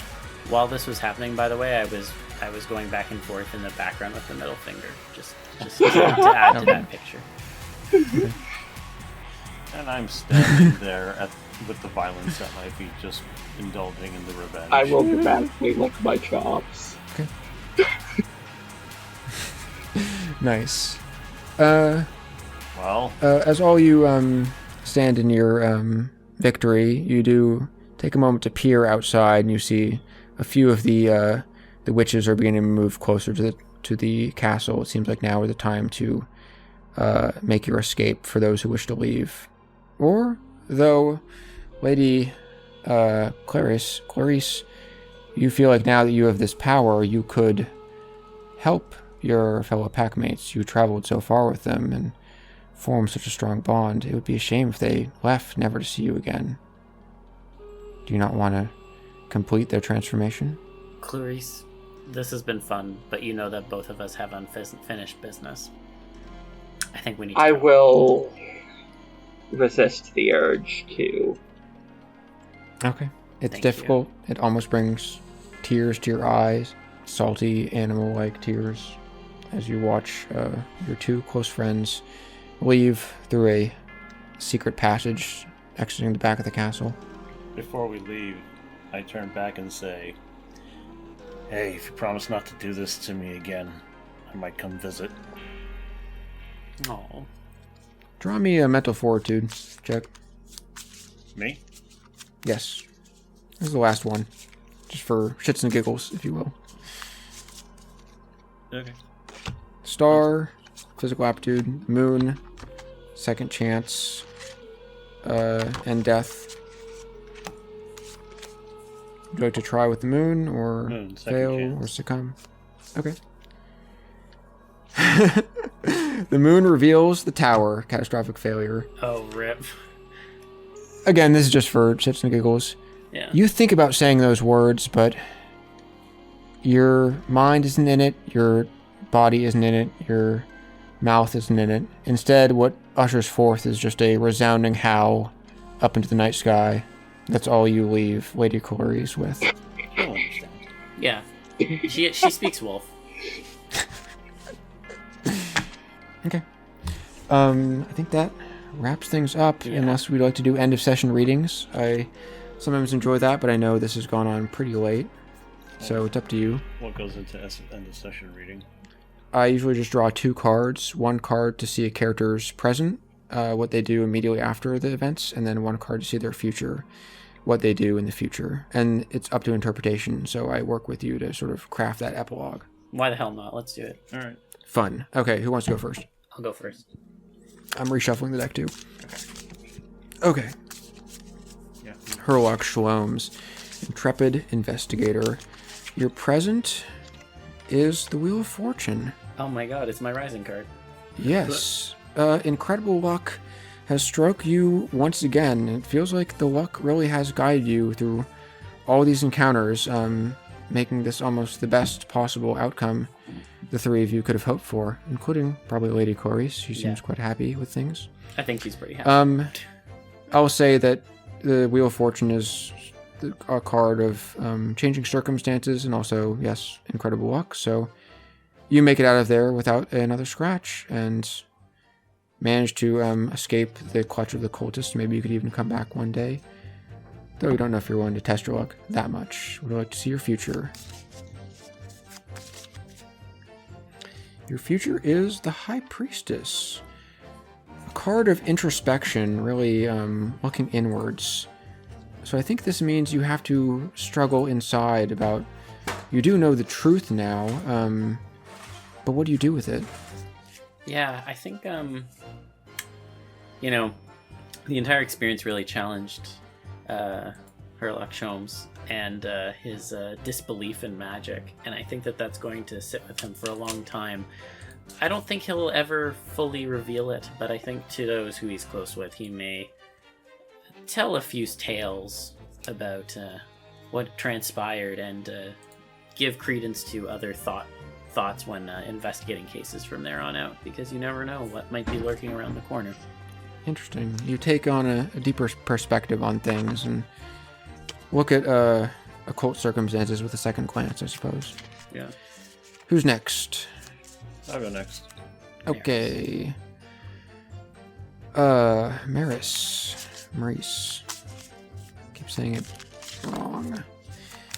In the present, you have strength. This is, of course, the card of strength, but there's also the card of restraint. In your escape, do you restrain yourself from anything else or exhibit your strength to do any examining feats to make your way out of this horrid village? Well, I'm going to make sure that any obstacles that are in our way, that I'm able to muscle or at least find the weakness of, and just keep barreling through, because time is of the essence. Yes, certainly you have a protective focus on protecting Herlock.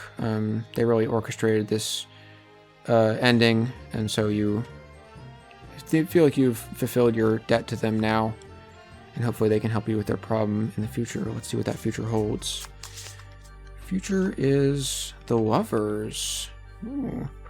This is not just the card of romance, but also the card of passion. Perhaps Maurice finds a passion for something else, or someone else who is important to them. This can be the card for introducing new characters as well.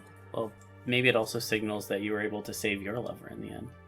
Well, true. With help. With help, yeah. Because after all, even though you were a weird kind of bumbling social butterfly, you really showed your stuff. Yeah.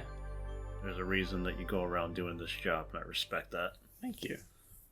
Okay, I'll say that Herlock Sholmes' next case is a resounding success, and Maurice is reunited with their lost lover. Excellent. Well, I get her to be herself again. Yeah, and that's Nice. what matters. Perfect. And you also get to be yourself again. Both Maurice and Herlock revert from their changes and are only mildly inconvenienced and chilled by the light of the full moon forevermore. Cool. However, one who is not so spared from transformation, Lady Clarice, our new wolf leader. Lady Clarice, your present is the Emperor, so fitting, the card of command, control, a position of leadership and authority, which you've just claimed. How do you use this leadership immediately? Of course, you're able to assuage the cultists who are coming to your doorstep that there's nothing to fear. You can look perfectly human and have no traces of any wolf in you. What are your first orders for your new I pack? think that might depend on how I... You want to see your Yeah. future first? Okay. So I'll say that you are in a position of strength and power right now. You have the will of your pack and the ability to change things. And wow, these cards just keep getting so fitting. Your future is death. Death is not necessarily a bad card, usually not at all. It's more the cards of just absolute change, complete rebirth, renewal of the system, or a dramatic refocusing. So you have the authority of the Emperor, and now you are able to change things quite significantly. This town is not going to look the same. How are you going to make I that had happen? been planning on trying to romance Yora, but now I think I'm just going to kill her and all her wishes. Oh, wow. That is upsetting. You Sure. kill Yora?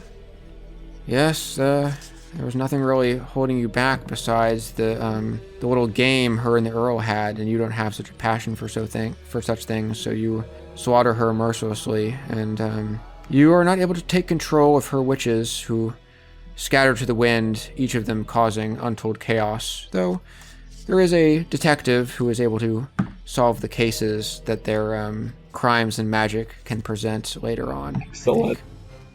Thanks for the business.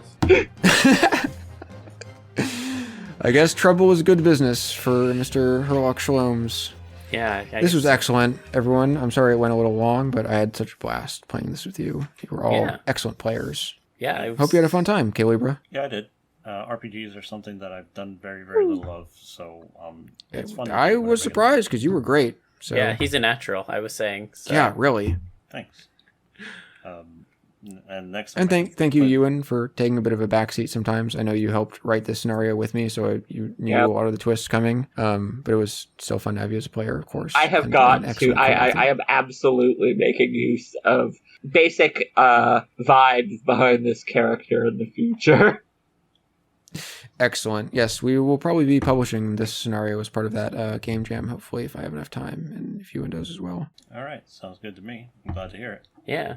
And thank you so much for both of you for coming on and running this for us for an extra special Halloween episode. If folks are looking for you it was definitely spooky. If people are looking for you online, where can they find you? They can find me at usducttape, itch.io.com. I'm not going to advertise anything from the collapsing Twitter site, but I'm on itch. All my games are on itch. Ewan stuff will probably be published on my itch as well. I think I'll leave it at that for now. Yeah, anyone who's purchased To Change or any of my other games or backed any of my other projects will probably get notifications about the Island of Dr. Moreau. I guess I could always plug my writing, TF Taxonomist and 3. But yes. Other than that, Ewan's writing is excellent. Again, please read. Since our last episode, she has actually started in the spin-off sequel. Oh, excellent. I'm very excited to see where that goes then. Awesome. Well, thank you so much both for coming on, and thank you so much everyone for listening. I hope that y'all enjoyed this very special episode for Halloween, and I hope that y'all have a great week and keep an open mind and stay TF, and we'll see you all back here again next week. See you in the darkness. Yeah. See ya.